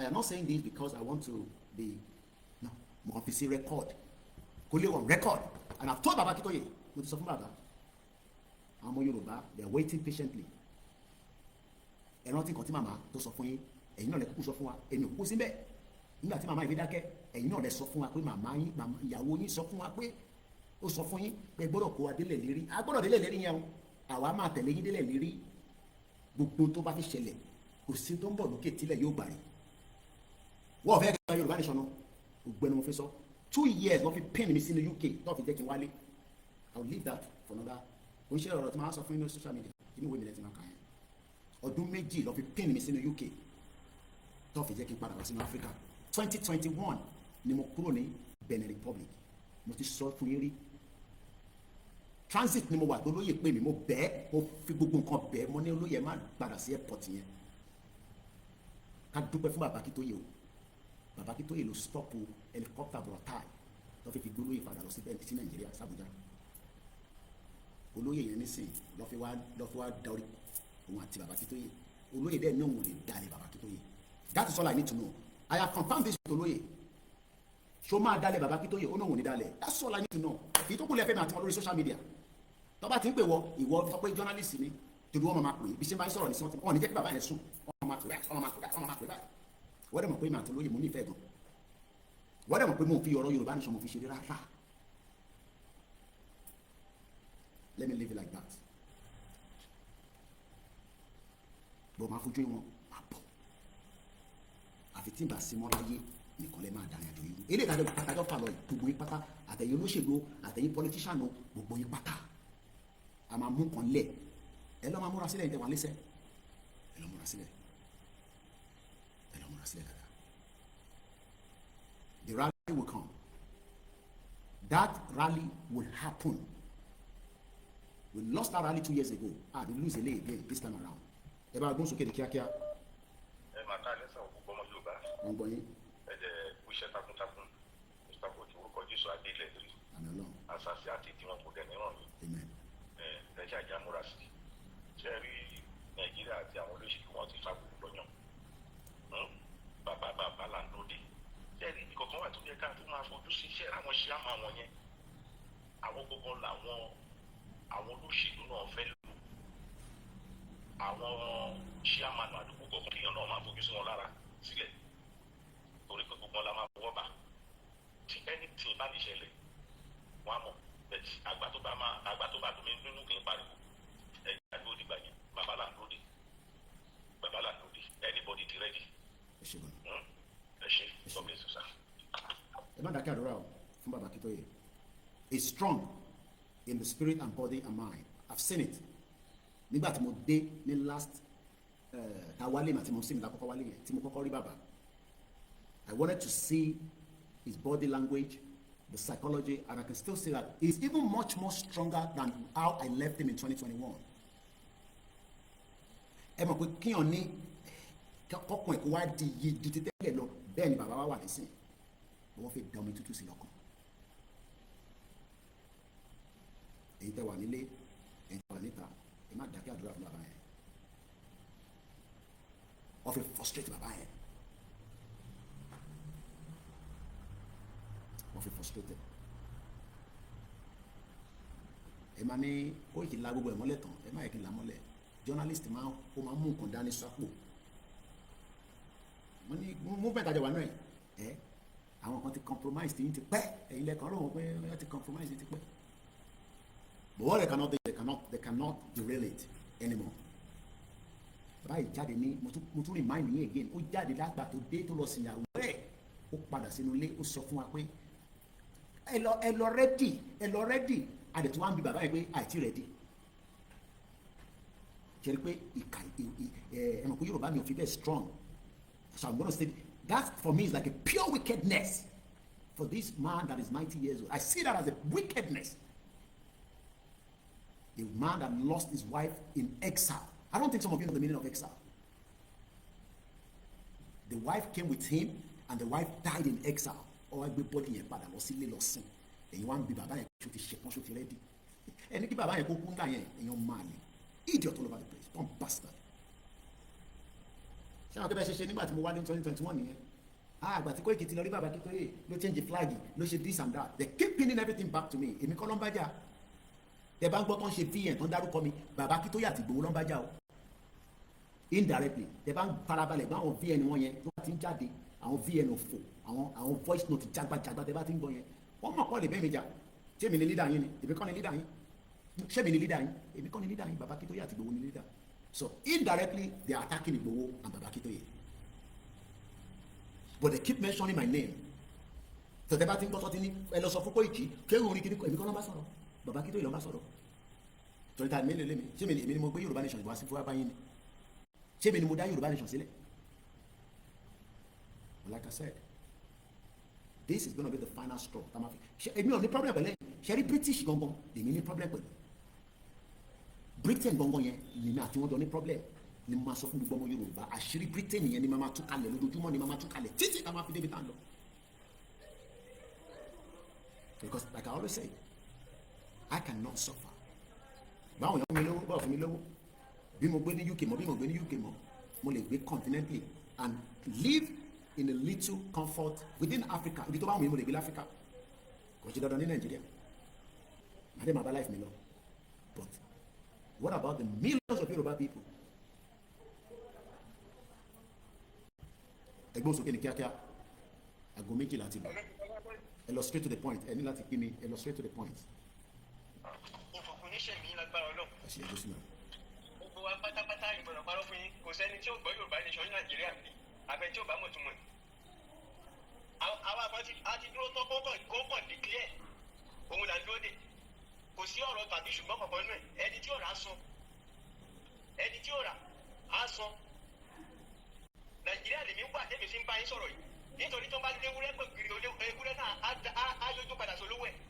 Kò sí tàbí ṣùgbọ́n kankan mọ́ àwọn dúró de kí bàbá declare kò yẹ yín so àwa náà à ń ṣe ìgbàládì wa lábẹ́lẹ̀ gbogbo ibi tó ń gbé ṣàṣà níbi tá a mọ̀ ibi tó ń gbé kò sí ibi tá a mọ̀ ń bẹ̀ ibi tí dúkìá ń wà gbogbo a gbọ́dọ̀ da gbogbo ẹ̀ pátápátá kára tuntun ní pé Yorùbá nation yóò ní bọ́ sí ẹni bá ń sáré pé kó má bọ́ sí kó ẹ̀jẹ̀ náà má fi ṣe tutù lágbára Ọlọ́run lágbára Ọlọ́run ní 2020 sí 2021 odidi ọdún méjì làwọn Chinese fi dé wa mọ́ pàtímẹ́ǹtì before kí federal government tó sọ pé onílẹ̀gbẹ̀rẹ̀ ní coronavirus ní Chinese ti ti wà mọ́lé lẹ́yìn ìgbà tí federal government ti wá di ìjẹ́ ìgbẹ́ kò sí corona wọ́n tún dé wà mọ́lé ṣé gbèsè ayé tá a fẹ́ máa bá lọ ni fọ́nrínà lásán lásán ọ̀tí ń bàtí gbogbo aṣe mítì tá a dà ló ṣẹ̀ṣẹ̀ síwálẹ̀ bí ẹni tó ṣílẹ̀ nínú fèsì ẹnìkan máa kò sí ọ̀rọ̀ tàbí ṣùgbọ́n kọ̀ọ̀kan nínú ẹ̀ Yorùbá nation ẹni bá ní kò ní dúró ó máa parẹ́ kí wọ́n kí bàbá dì bí ẹ̀ àwọn akọ́jọ́ ẹ̀kọ́ ọpọlọ wa pé ká mọ̀ pé Fúlàní ti fẹ́ gbalẹ̀ wa pé àtàwọn alábọ̀dé náà tó jẹ́ ọmọ Yorùbá àwọn jẹgúdújẹrẹ àwọn apanilẹ́kúnjayé kò sí kọ̀ọ̀kan ní Nàìjíríà ẹni bá sọ pé ó lè dá bàbá láàárọ̀ ni ẹni bá jẹ nínú olóṣèlú ló máa sọ pé ó máa dá irọ́ ní gbogbo ẹ̀ olórí burúkú ni gbogbo wọn from A to Z yàtọ̀ sí pé kí lè wá dúró kí gbogbo àwọn olórí burúkú tó wà ń bẹ̀ láti 1960 àwọn atókù má bàmọ̀ lọ́rùn má lọ tó jẹ́ pé sàárè ti ń wá wọn sínú àwọn náà ti wá wọn sí sàárè ká flush wọn dànù ká wá gbalẹ̀ wa so that is the best thing so kí bàbá declare ọ̀nà àbá lọ́rẹ̀ mi bàbá àtọ́lóyè sọ́lẹ̀ gbogbo àtẹ̀yìn náà yẹ kọ́kọ́ oníṣẹ́bí àti wọ́n declare gbogbo ibi tí kábíyì wọn máa kò síbi táàmù lẹ́kọ̀ọ́ kò síbi táàmù àwọn máa sọ ẹlòmíì mọ́lẹ́ lọ́wọ́ ọba tó bá lóun ya wèrè asáré adíyà sọ pé ṣeré kọ́ lélẹ̀ ṣeré kọ́ rárá ṣeré ẹni tí ò rà sọ wọ́n declare lókù kábọ́sì gbòòrò káwáwọ ẹni tó máa lùsì àwọn àníwọ̀n báńkì àlùdíkà káwáwọ ẹni tó máa lùsì ìgbà texas nation àtìgbà tó ti pa àwọn ọmọdọ́mọ ní tógìtì àtọ́gbọ́n ẹ̀rọ lọ́wọ́ ti fa owó nàìjíríà yá ẹ̀jẹ̀ wọn sì ń ké fún ẹ̀sán ní tógìtì ẹ̀jẹ̀ wọn ké fún ẹ̀sán àtàwọn òkú tó ti kú gbogbo pápátọ́ ló máa dìde àtàwọn tí fúlàní pa ní tọ́pa nípa ìpàdúgbóná gbogbo wọn pátápátá ló máa sọpọ́tì wa àti àtàwọn onílẹ̀ gbogbo wọn pátápátá ló máa sọpọ́tì wa wọ́n ti gbé ẹ̀ lóko ẹ̀gbọ́n torí mo fẹ́ kí gbogbo àlọ́ fẹ̀gbẹ́ lélẹ̀ máa pe kọ́là kan sí and then that will be the end. Mo kí Anjorin Noah, mo kí àwọn young can ẹ jẹ́ kí gbogbo wa wà focus ká fọkàn wá balẹ̀. Multiple force are working but Ọlọ́run kápá wọn, that's all I can say. Mo kí ẹ̀yin èèyàn wa tẹ́tí bá wa wà lórí ètò. Mo wo Facebook tá a ṣe start nísìn 2 hours ní fílẹ̀ lórí ẹ̀ a dẹ̀ ti ṣe I believe close to almost 4 hours already nísìn. I believe that's more than enough. Kà má stress ẹ̀ dìbò ṣe yẹ lọ. So I'm gonna make one more call and then my Wi-Fi me so that call me on the wallet and I can do a close summary. Mr. Adewale Abdulwasi Mokinyo, ẹ̀yin tèmi lórí Mixlr, mo mọ̀ pé wà níbẹ̀. Ọbẹ̀ Lédùmarè àfúnwàṣe, yes, 4 hours is more than enough. Mo kí our grace olóṣòótọ́, mo kí gbogbo yín pátápátá. Mo kí Odùduwà chef kitchen, mo kí I was gonna say that but ẹ̀yin wà lára àwọn tí mo ṣe sport. Mo kí Mọ̀mísí mi, Dizzy Man, mo kí Ọlákúnlé, mo kí so let's return this last call and then I will not take any more calls. Mo kẹ́yìn wa Adélèlérí ó ń ṣọmọ lóko bẹ́ẹ̀ ni mo kí bàbá mi prophet Ilékun Ayọ̀ ẹ kó palẹ̀ mọ́ ó ń ṣọmọ lóko bẹ́ẹ̀ ni àní sí pẹ̀lú yàrá ẹ bá wa ṣe ní kíá torí àsìkò ti lọ gan aago 12 ti lù ẹ bá gbóhùn sókè sá. Àmín. ẹtí Ọlọ́run ti fún yín láti bẹ̀rẹ̀ títí tó pé akọ wípé ó ní ìbẹ̀rẹ̀ kì í ṣe oníṣẹ́ bí kò ṣe tó bá fún yín pẹ̀lú iṣẹ́ tó bá ní kókó. Àmín Jésù Kristi àmín. àwọn náà tí ọ̀rọ̀ ẹ fún wa lóhùn bẹ́ẹ̀ni gbogbo tó ń lọ náà gbogbo àwọn àti àwọn ìpàdé ọ̀pọ̀ ọ̀pọ̀ bẹ́ẹ̀ni wọ́n tún lè fún ọ̀pọ̀ pé bẹ́ẹ̀ ló wà ní Ọlọ́run bẹ̀rẹ̀ ṣe máa kọ́ bẹ́ẹ̀ nígbà ìpàdé ìpàdé àwọn ọ̀dàlẹ̀ amen àṣegọ́ni mo kẹ́yìn èèyàn wa tí ẹ ti bá wa lọ nínú ẹ̀mí torí ilé ríngì ni a nílé ìgbé kọ́ọ̀kọ̀ kan mọ́ ìjọ I need to go back to bed and go and rest mọ̀ pé aago 12 àti ẹ̀yin náà lọ sí ibiṣẹ́ lọ́la èmi náà tún padà sí ibiṣẹ́ lọ́la ó yẹ bá a gbóhùn sókè ní kíákíá láti Dublin. Ẹ̀kalẹ́ Ọlọ́run ní í ṣe. Ọlọ́run àti bàbá mi máa ṣe lẹ́yìn Ọlọ́run àti dúró ti tọkùn ní ilé àdúrà mi náà ní pé bàbá Akíntóyè Ọlọ́run àjẹmọ́ pẹ́ fún wa ìṣojú ẹ̀mí wọn ẹ̀mí fún wa ìlàjọ máa gba ilẹ̀ ìgbà wọn máa nà ìṣẹ́yìn Ọlọ́run wá ní dáàrin ẹ̀yin olóyè àti bàbá Ọlọ́run ní dáàrin yìí gbogbo ẹnikẹ́ tó ti kọ̀rọ̀ pé káàrin ìdáàrú fúnra wọn tó máa fara wọn jí fún àkọ́kọ́ tó ń máa fi fi agbára ọ̀tọ̀ ẹni tó ní tó bá ní sábà gbàdé Yorùbá àti ilẹ̀ Oòduà ní bó ṣe ọba bó ṣe kù ìjòyè ní òun lọ́ba ní kó fátó wà ní lágbára ọ̀rọ̀ mo sọ ìmúdá ní náà wọ́n ti máa ń sọ̀rọ̀ ẹ̀fíkẹ́ náà. Thank you very much and that means my Wi-Fi is on call ole wole mo. Let's wrap it up in just 5 minutes ká fi close broadcast. It's been a long day. Àwọn tí mo mọ́rúkọ yín adárúkọ yín ẹni tá a bá dárúkọ kò ṣe pé àfojúpa yín rẹ kẹ́kẹ́ ọ̀kọ́ mo kí ẹ simple rahim mo kí gbogbo wa it is the work of the Lord Ọlọ́run ṣiṣẹ́ bẹ́ẹ̀ àṣà bàbá wa ní 2 weeks ago tí mo láǹfààní àti rí wọn.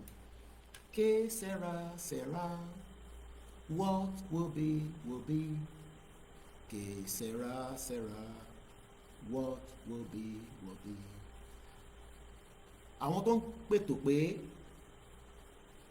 Yorùbá kọ́ ló yẹ kó gba country nísìn Odùduwà kọ́ ló yẹ kó wà as a country ká lọ selection àwọn olóṣèlú the first enemies and in any kind of event like this normally we have to take it out in the last 5 years.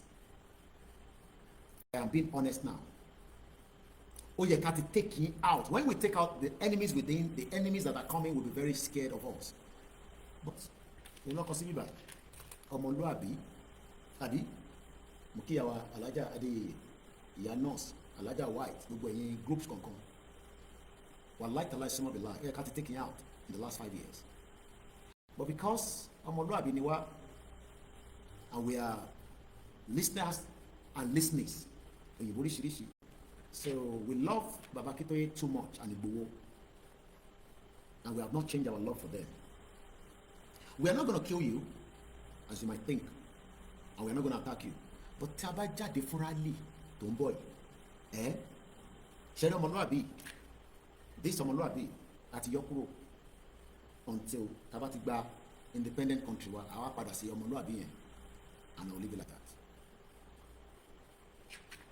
Gbogbo àwọn tó ń dífá fún yín àwọn babaláwo yín àwọn wòlíì yín ẹ sọ fún wọn pé kí ni solution tó wà nílẹ̀ mo kí ìbùkún dizzyman ẹ ṣe gan ni gbogbo ẹ̀yin tẹ́ ń fún wa ní super chat wá sọ fún yín pé ọ̀nà tó kù náà ni pé kí Tinubu free Nigeria olúkálùkù máa lọ but Tinubu ò fi free Nigeria. Tinubu wants to run the second time and that is the battle between us and him and that is where we will leave it tonight.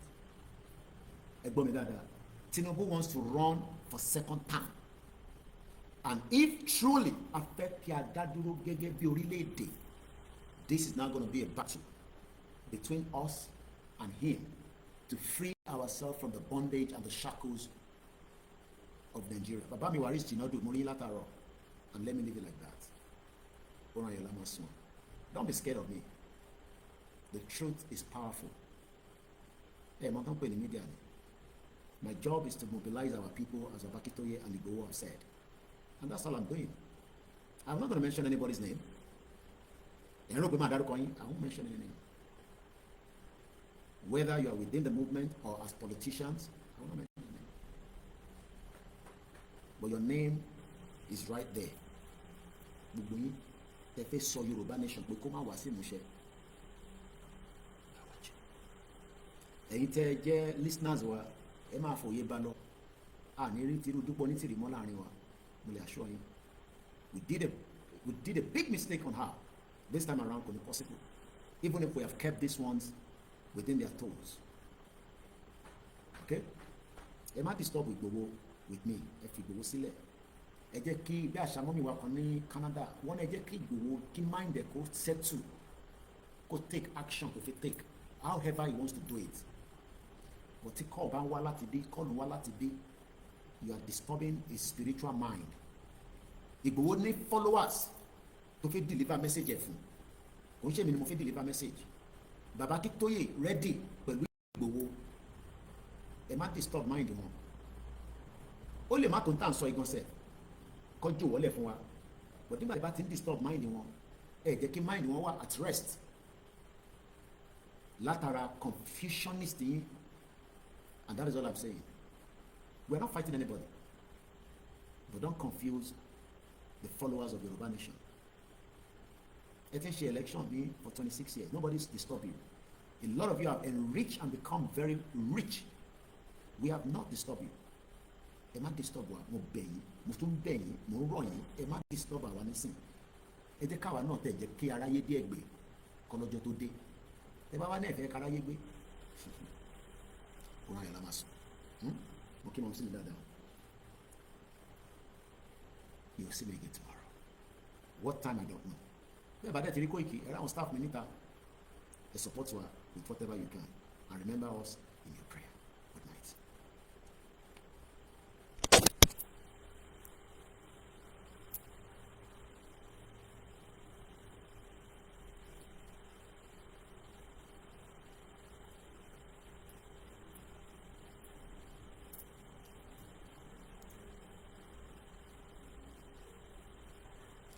Moke Alekondi. Okay, that's a new account. All right, then that's fine. Aside to my brother. Moke the woman too. Good night, everybody. Lole super mega rally ta fẹ́ ṣe yìí ẹ má jẹ́ kó so ẹ má jẹ́ kó rẹ̀ wá ẹ jẹ́ ká continue láti máa lọ ta àwọn èèyàn wa lólobó ká lọ máa jí àwọn èèyàn wa dídé gbogbo àwọn tó ti sùn látìgbà tí Dúpẹ́ Onítìrì ti ṣorí burúkú ti tiẹ̀ tó ti pín ìrìn àjò sí méjì a lot of ọ̀pọ̀lọpọ̀ ọkọ̀ ló ti ṣáko lọ ọ̀pọ̀lọpọ̀ èèyàn ní ìrẹ̀wẹ̀sì ti mú wọn gbogbo àwọn tí ìrẹ̀wẹ̀sì ti mú látìgbà tí Dúpẹ́ ti ṣe bí olórí burúkú kí gbogbo wọn ṣe kíni kí wọ́n jí padà àsìkò ti tó super mega rally super mega rally kò sí kankan Nàìjíríà o ikú ìyà ìdààmú wàhálà òun ló di Nàìjíríà mú ẹni bá lọ sinmi tó ló gbẹ́kẹ̀lé Nàìjíríà tí ẹ ti bá torí kò sí kankan ní ìlú yẹn mọ́ so nítorí ìdí èyí akọ̀tún ní ká sáré mélèé wá ní ká tún ṣe kí ni ká fi ṣàwéyádé ìsìn fún wa ní ṣókí ẹ bá wa pín síta káwọn èèyàn tún fẹ́ lè kẹ́kọ̀ọ́ irú mọ̀ yẹn sì tó bá dé ìlú títí ẹ̀ àwọn tó bá ròyìn Nàìjíríà fún tó bá rọ́mọ Nàìjíríà ojú ló fẹ́ fi wo Nàìjíríà irú àwọn tó bá ròyìn fún ṣé wọ́n lè sọ pé àwọn lọ Nàìjíríà terrorist country Ọlọ́run á kó wa yọ àbọ̀ kúrò lóko ẹrú o Yorùbá nation no going back yes akúpalẹ̀mọ́ ọdún iléyá yóò yẹ bí o ṣe kò gbà olóríire ni mo pè ẹ wá ra ohun tí mò ń tà o bí o ṣe kò gbà òyìnbó ń lọ kò rówó ọkọ̀ look at this beautiful purse black ẹ̀ náà wà black ẹ̀ wà this is champagne gold lélẹ̀ òun ni aṣọ tẹ́lẹ̀ ló wà wíìgì tẹ́lẹ̀ ló wà jewelries tẹ́lẹ̀ ló gbogbo ẹ̀ ló wà lọ́dọ̀ Lady K Ìfẹ́ Olúwaṣò àwọn wíìgì ti wà o ẹ wá patronize má bá mi ra wíìgì o mo ti láwọn fine wig àwọn wíìgì tó fine dáadáa ó wà gbogbo náà ni mo ṣì máa display fún wa máa display wọn fún wa wá lè má jẹ́nu fídíò yìí o kò tẹ́ ń ṣẹ́nu fídíò yìí náà kò ń ṣẹ́nu fídíò yìí máa ti display rẹ̀ fún wa but máa display wọn fún wa now àwọn pọ́ọ̀sì ni ẹgbẹ́ patronize mi ojú òní tí iye ojú kì í tinú alẹ́ o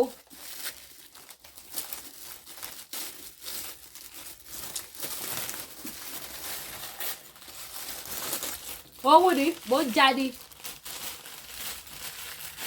títí mo dẹ̀ ti já òun ni mi bá wà fi wọ̀n wá ẹ wo pọ́ọ̀sì this one is purple and silver òun ni pọ́ọ̀sì tẹ́ ẹ wò yìí very beautiful pọ́ọ̀sì yẹn fà yẹn patronize mi wá rajà ọdún iléyá ti dé aṣọ òkè damask àdìrẹ kampala kí ló tún ti ń pè é gbogbo aṣọ ṣáàdì mo ní bíbá yìí lẹ́sì wà gbogbo aṣọ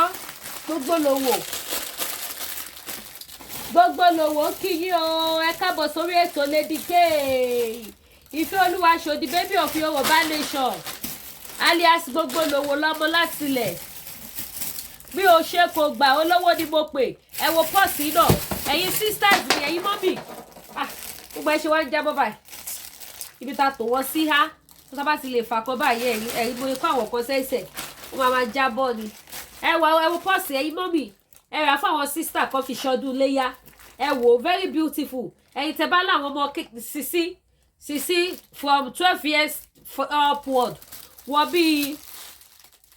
bí 18 years yes they can use it àwọn ọmọ tó máa ní rapid grow yẹn they can use it this is what they can use I have different colour for this ẹ rà fún wọn kan fi ṣọdún this is black colour ni silver náà wà gold colour wà champagne gold yẹn náà wà this is it here ẹ wá bá mi rajà ojú òní tì yí o mo láwọn fine purse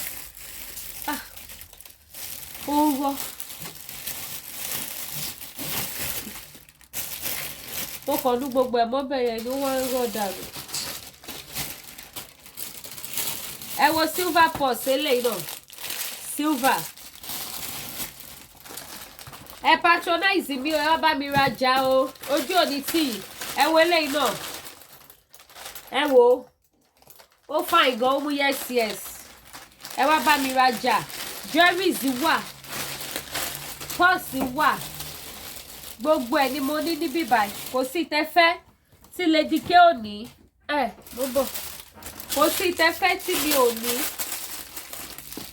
ẹ wá bá mi rajà bákan náà gbogbo ẹ̀yin tẹ́ bá fẹ́ ra spiritual items ẹ̀yin tẹ́ nílò ọṣẹ àánú ọṣẹ aṣínà ọṣẹ ìyọ́nú ọṣẹ àgbélépọ̀tá ọṣẹ arọ́bí lórúkọ Jésù ipa yóò ní ká wa mo gbà ládùúrà fún gbogbo ojú tó ń wò mí lórúkọ Jésù a ò ní ríbi mo gbà ládùúrà lójúkọ Jésù ọwọ́ ayé ò ní ká wa gbogbo ọkàn tó ń wo prógrámù mi tó bá mi share tó comment tó like tó yọ́nú sí mi ojú rere àti àánú Ọlọ́run kó jẹ́ ti gbogbo wa ká bẹ̀rẹ̀ sí ní ràánú gbà ká wọnú ìṣerere ògo lọ fáǹfààní gbogbo ẹ̀yin tẹ́ bá need àwọn spiritual items any one or two things tẹ́ ń face ẹ̀ mọ̀ kọ́ tẹ́ fẹ́ lò sí wọn àwọn iṣẹ́ wà tẹ́ lè lò kò sí nǹkan tó ṣẹlẹ̀ láyé kò sí nǹkan náà tó lè máa ṣèyàn láyé tí ò sí àjò fún tí kò sí iṣẹ́ fún àwọn iṣẹ́ tó sì confam gidi lèmi tà kì í ṣe àwọn àrẹ kì í ṣe àwọn ọjà àwọn spiritual items tí ò ṣe kínní àwọn confam one tó yẹ pé ẹ máa lò ẹ máa rí títóbi ìyanu Ọlọ́run tó jẹ́ pé ẹ máa lò ẹ máa mọ̀ pé yes Jésù lọ́ba tó ń ṣiṣẹ́ àmì àti iṣẹ́ ìyanu òun lọ́ba tó gbójúlé òun lọ́ba tó fọ̀rọ̀ lọ̀ òun lọ́ba tó lè ṣe é lẹ́yìn Ọlọ́run kò sí ẹlòmíràn mọ́ lẹ́yìn Ọlọ́run Olódùmarè kò sí ẹlòmíràn mọ́ òun nìkan ni òun ló lè ṣe é so gbogbo ẹ̀yin tẹ́ bá need àwọn nǹkan tẹ́ lè lò tẹ́ bá ní one or two things tẹ́ ẹ face tẹ́ wá wá àwọn nǹkan tẹ́ lè lò fún àwọn nǹkan yẹn ẹ pè Lady K Ìfẹ́ Olúwa show ẹ̀yin tẹ́ wá kọ́nà ṣí kọ́nà là ẹ̀yin tẹ́ wá kọ́ lóhun kó ṣe partner kó ṣe igbákejì dáadáa fún yín kó ṣe partner fún yín olùbádámọ̀ràn olùbárò ọkọ bíi bàbá ìyàwó bíi ìyá ẹ pè mí àwọn kan tẹ́ lè lò ó wà available ẹ̀yin tẹ́ tí wojú Ọlọ́run fún ẹnìkejì látọjọ́ pípẹ́ wá tí ẹ rí ó ṣúọ̀ ni ọ̀nà yẹn á ṣí ọ̀nà yẹn á là ẹnìkejì títí yá ṣe kí ni àwọlé tọ̀ yín wá ní agbára Ọlọ́run ni o kì í ṣe tèèyàn o Jésù ló lè ṣe o Jésù nìkan lọba tó ń ṣiṣẹ́ àmì àti iṣẹ́ ìyanu orúkọ rẹ̀ la sì fi ṣe kí ni la fi ń ṣe ohun gbogbo tó sì ń jẹ́ bí idán ọ́ìlì yìí ọ́ìlì àánú ni kì í ṣe ọ́ìlì lásán kì í ṣe òróró lásán òróró àánú ni mo ti láwọn tó ti ra ọ́ìlì ẹ̀ tó ti bíbí lẹ́gbẹ̀ẹ́ pé lédíkè kí láṣìírí ọ́ìlì yẹn mo lè má wọrí èdìdí ni èdìdí náà sì ni tòótọ́ bẹ́ẹ̀ ni òun tún ní tìṣẹ́gun lélẹ̀ òun nìyí ọṣẹ àgbélépọ̀tà ọṣẹ arọ́bí ọṣẹ túdè gbogbo ẹni táyé ti dè gbogbo ẹni táyé ti sọ sínú ìgbèkùn ọ̀run máa já gbogbo àwọn burúkú tá fi dè wá ẹni mímọ́ Ísírẹ́lì á já dànù gbogbo àgádágodo ayé ọ̀hún á já àgádágodo tó wọ̀ pé àwọn ti ṣọ́pa wọ́n ti sọ kọ́kọ́rọ́ ẹ̀nù sáàrin alágbálúgbú omi òkun omi ọ̀sà wípé díjọ́ tó bá tó rí kọ́kọ́rọ́ kó tó ṣí ẹ sọ fún wọn wípé pẹ̀lú orúkọ ẹni tó dá ayé àti ọ̀run kọ́kọ́rọ́ yẹn ṣí àgádágodo yẹn ṣí bó sì ṣe máa rí nìyẹn ọwọ́ agbára kan wà tó fa igi kédánì ya òun ló máa fọ́ àgádágodo yẹn á pieces ẹ̀ sí wẹ́wẹ́ á ṣí so gbogbo ẹ̀yin tẹ́ bá need àwọn spiritual items tẹ́ bá fẹ́ lò ẹ pè mí ẹ sọ̀rọ̀ àwọn kan tẹ́ ń là kọjá màá sọ̀rọ̀ àwọn iṣẹ́ tẹ́ máa lò tó sì jẹ́ confam máa sọ fún yín ẹ̀yin tó bá jẹ́ pé ẹ ti gbìyànjú ẹ ti ṣe àjò òṣìṣẹ́ lára yín ó tún ní ohun tó fà á àṣírí ibẹ̀ màá sọ fún yín tẹ́ bá ti pè mí ohun tẹ́ máa lò tí gbogbo iṣẹ́ tẹ́ rò pé kò ń ṣiṣẹ́ kò píìkì lára yín yẹn tó máa fi ṣiṣẹ́ màá sọ kíni màá sọ fún yín bó ṣe rí nìyẹn ẹ pè mí kẹ́ patronize mi gbogbo ẹ̀yà abiyamọ ẹjọ́ torí Ọlọ́run ara ìgbélayé ilé ayé yìí kò ṣeé dúró wò ó kú fún ogun ni ogun ayé ò ní jà wá ìjà ayé ò ní wọlé tọ̀ wá so ẹ pè mí kí n fún yín láwọn nǹkan tẹ́ lè lò ẹ máa wẹ̀ ṣẹ́ fáwọn ọmọ ẹ máa wẹ̀ fáráyé náà yín dẹ̀ máa wẹ̀ ṣẹ́